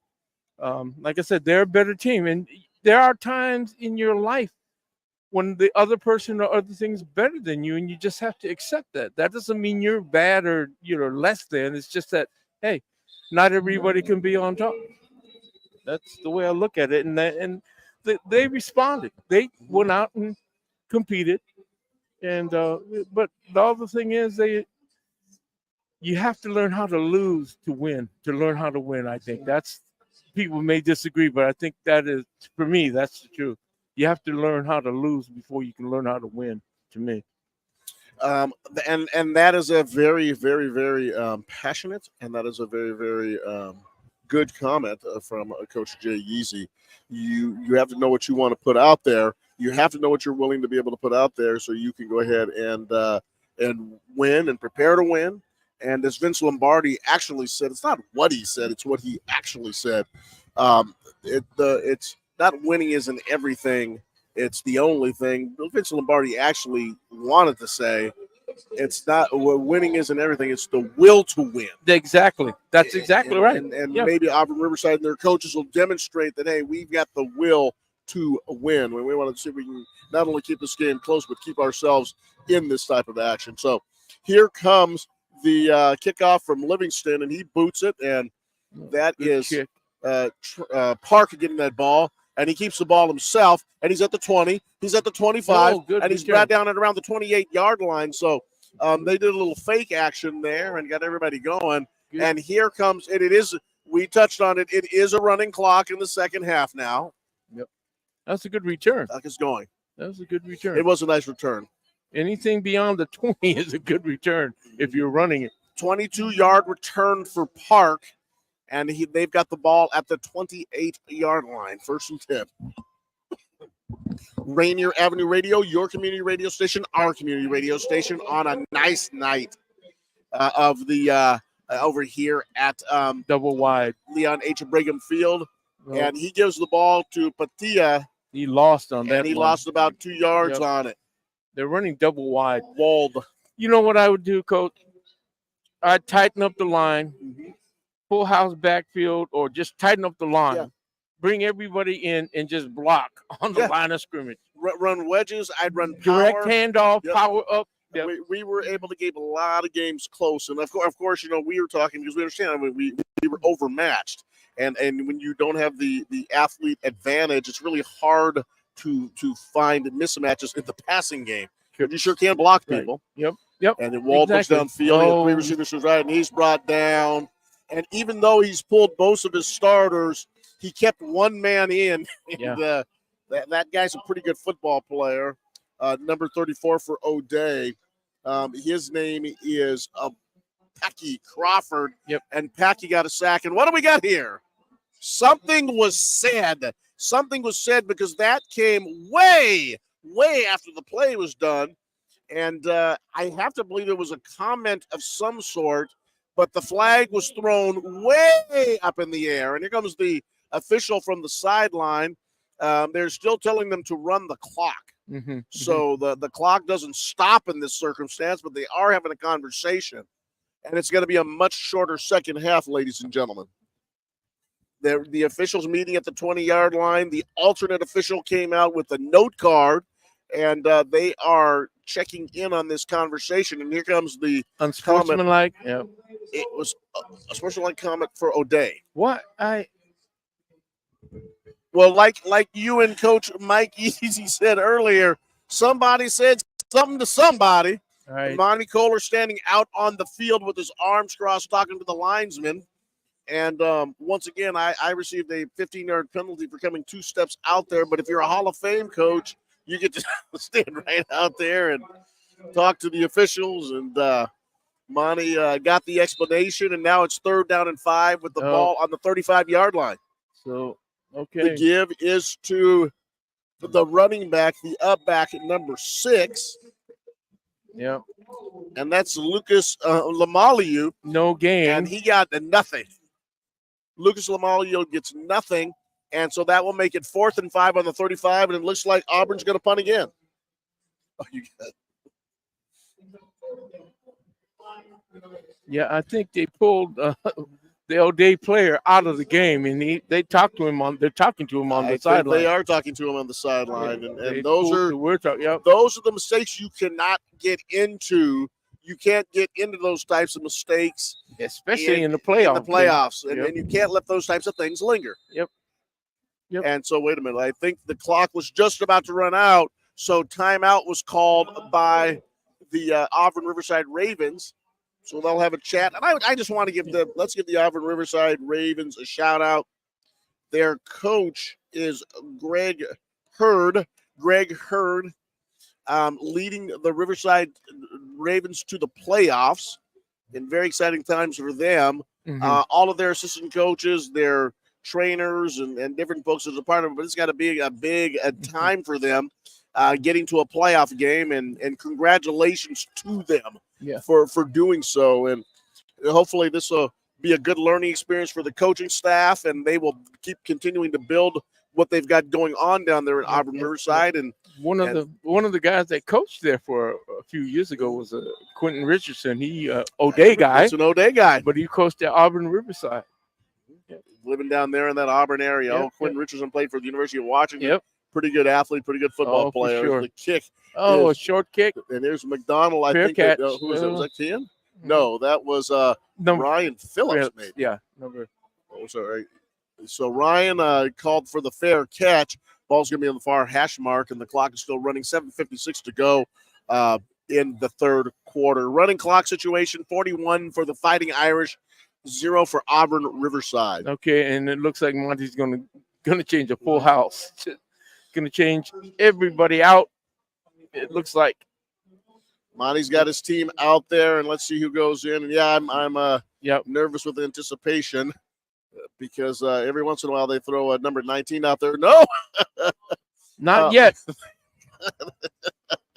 Monty sends Jason Brown out there with 7:22 to go.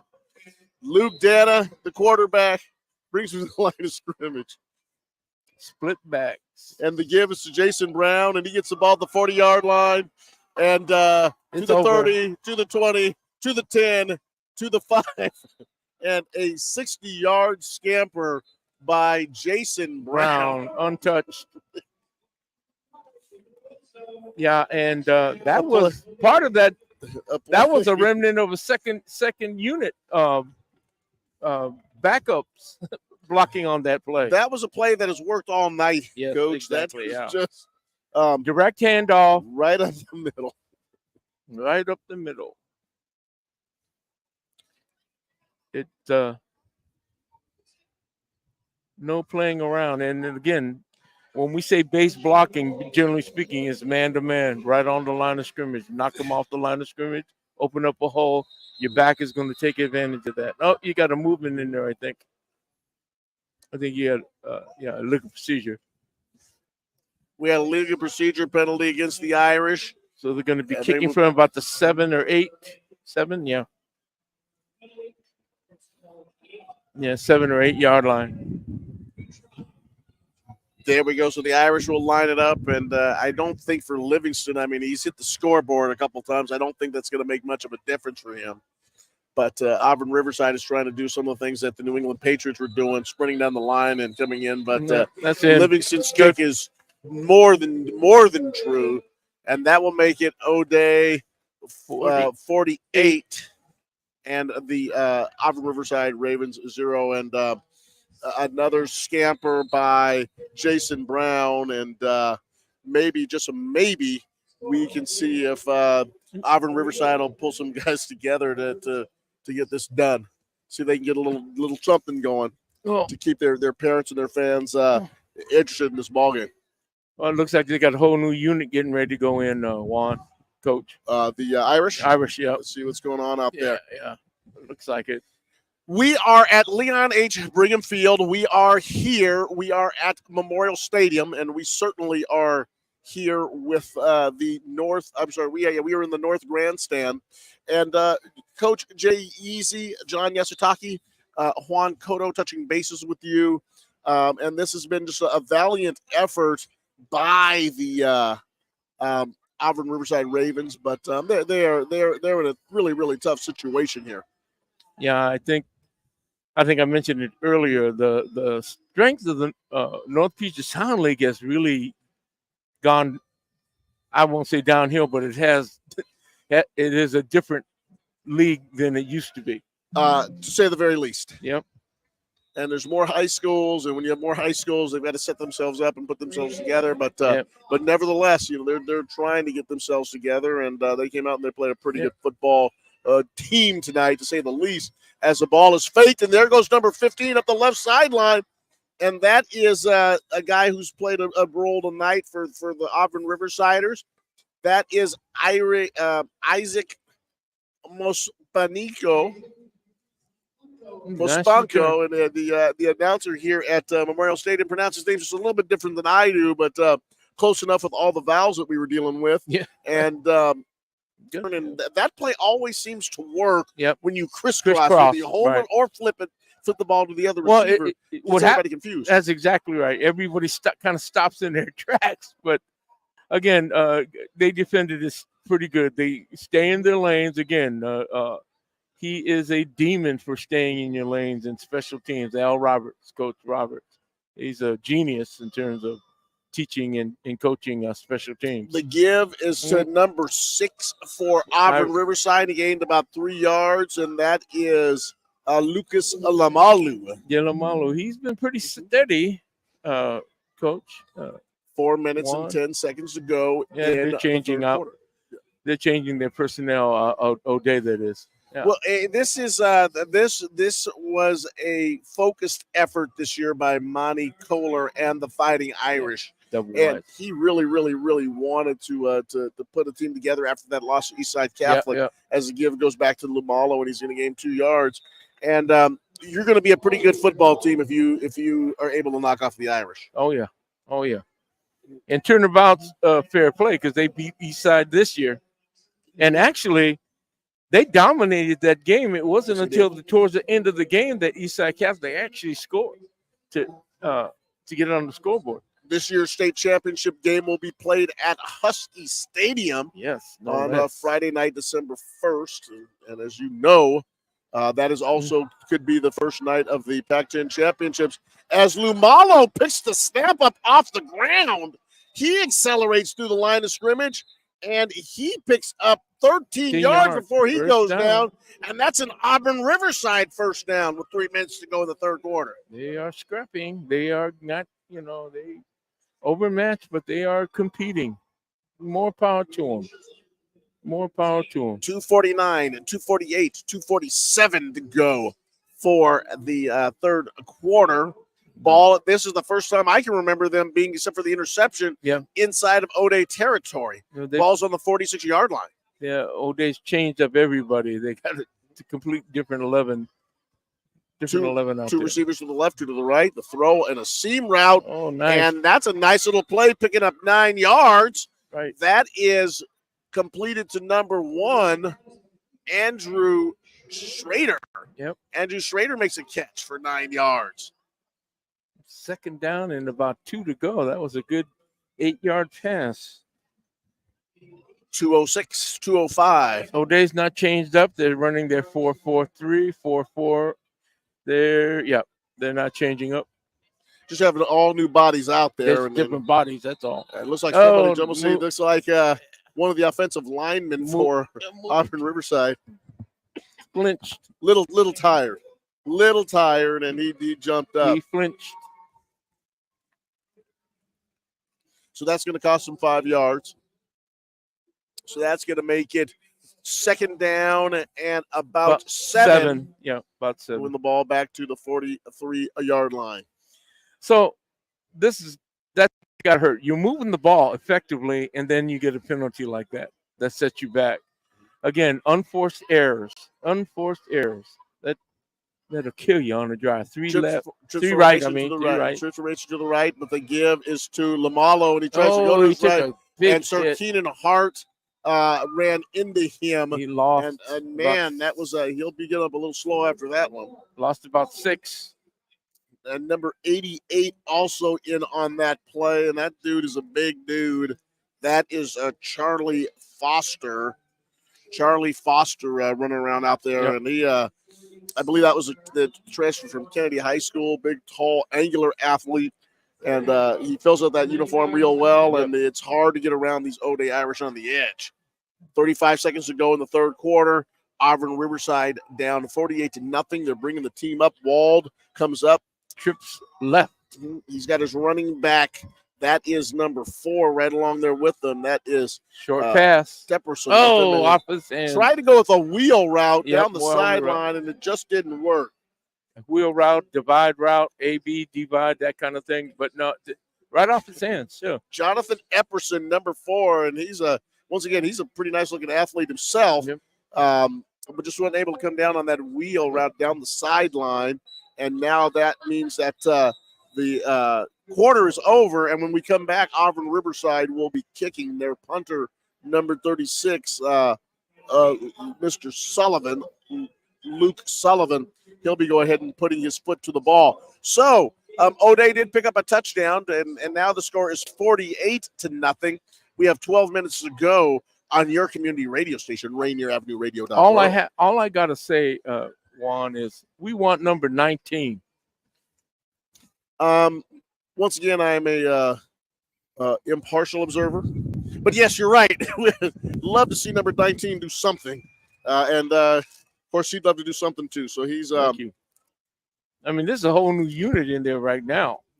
So I would like to think that Monty's going to keep changing him out towards the end of the game. I mean, we're on a running clock, so I gotta laugh at that kicking his punter line. That just kicking his punter. That's great. Okay, but also in the third quarter up there in Arlington, it's a much closer contest. We're not going to running clock there. It's 28-13 actually. Oh, really? Ridgeline is staying in the game in third. Ridgeline is a traditional power. They're a pretty good football team, so they're hanging in there against what has been documented as one of the top teams in the top 4 in the state all year long, Arlington. Arlington finding the sledding a little tough up there. Yep. But we'll see how that ball game goes, and I'm sure Daniel will give us some updates on it. Auburn Riverside punts the ball. It goes out of bounds at the 20-yard line. We're going to call that punt about a 30-yard punt. About a 30-yard, 30-yard. And here come the Irish back out on the field, and here comes Luther Hill, number 20. Number 20. Shout out to Luther Hill. We know his papa. Mm-hmm. Deep eye formation. Split. Double wide out. Oh, pitch out. Oh, holds there. Block, touch it up.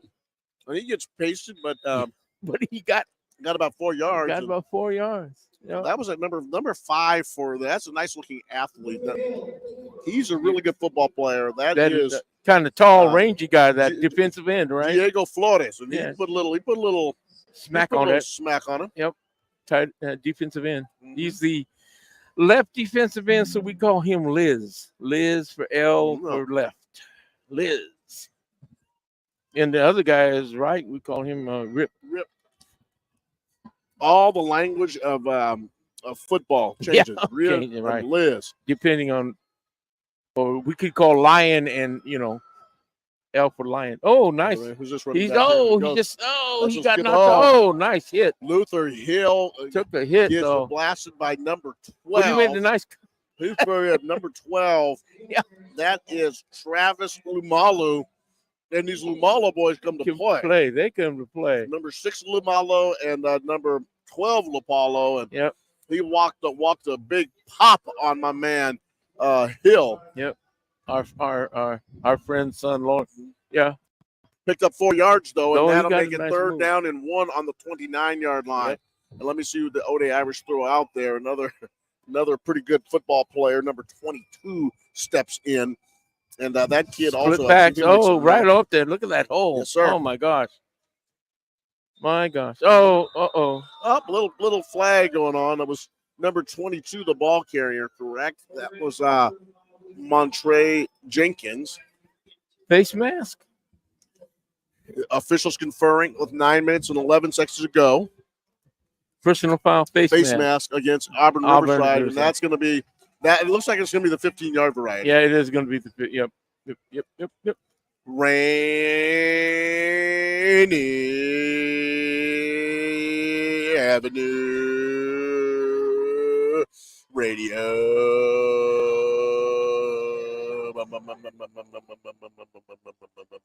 Very good. Was there a motorcycle going by? Yeah, that was very good. Was there a motorcycle going by? Yeah, it sounded like it. Actually sounded like Juan Cota doing an imitation of a very. Your community radio station, our community radio station, Rainier Avenue Radio World, ladies and Friday night under the lights. We are. Brigham Field, ladies and gentlemen. High School Memorial Stadium. Who has much fun as we do? Hey, we have a lot of fun. Like a load of who has it better than us? Yeah.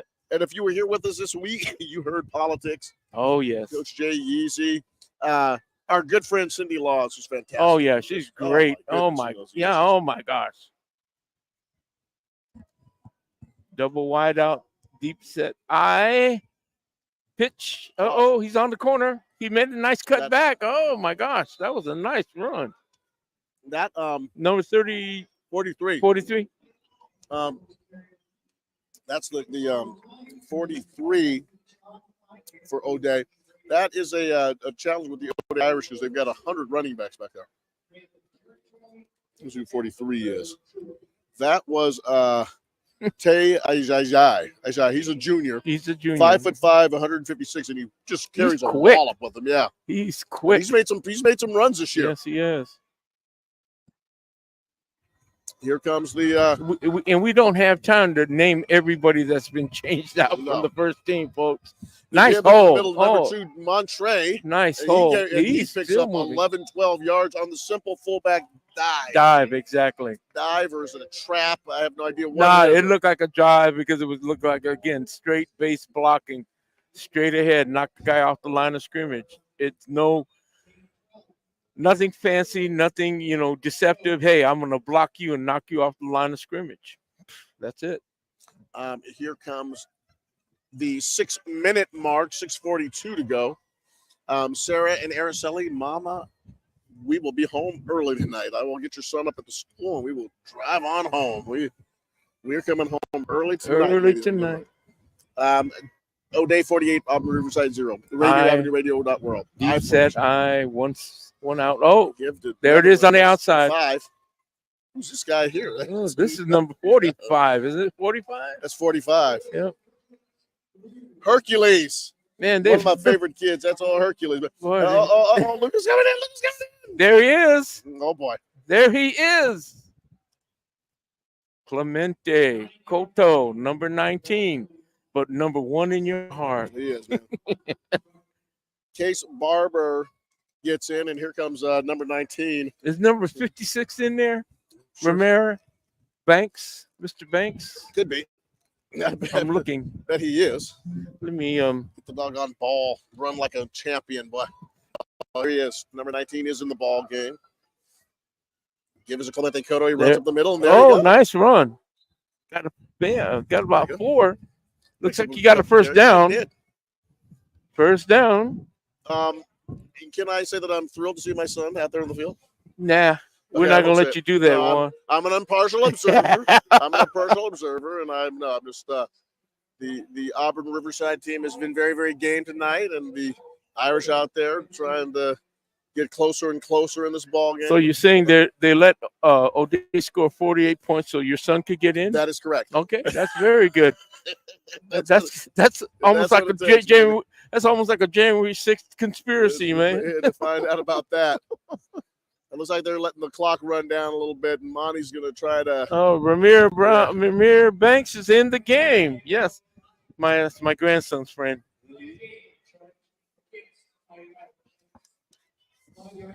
To go 5 yards back on the delay of game, 4:32, 4:31.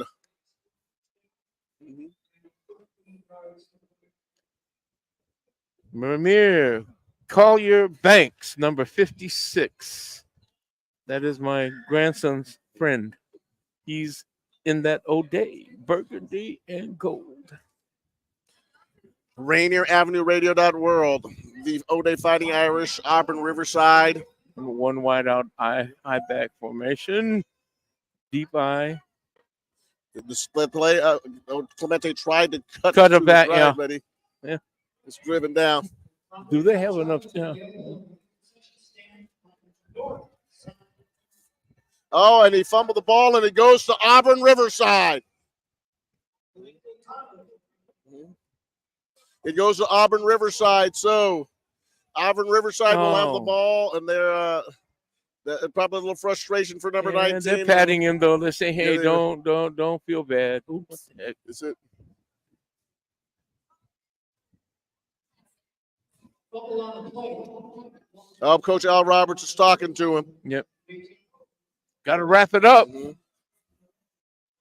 Got to wrap it up when you get to the line scrimmage. He will, and that's a young man who's working his way through the frustrations and trials and tribulations of football, isn't it? Yes. After that, every play you learn. Oh, nice. Oh, they close it off pretty good.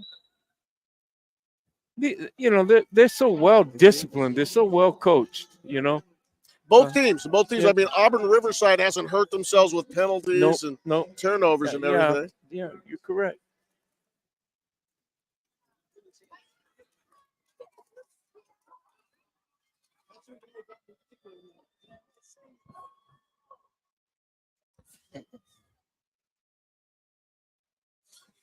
Here comes Auburn Riverside, 3 to his. Actually, he's got the running back in there, and he gives it to number 6. And they're nice also in run. the process of running out the clock.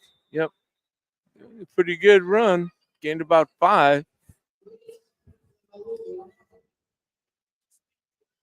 When they get this playoff, it'll be under 2 minutes left, Juan. It will be.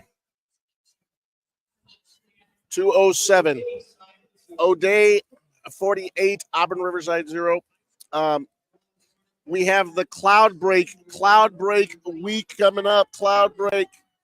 Go to our website so you can see some of the shows that will be going on musically here in the community.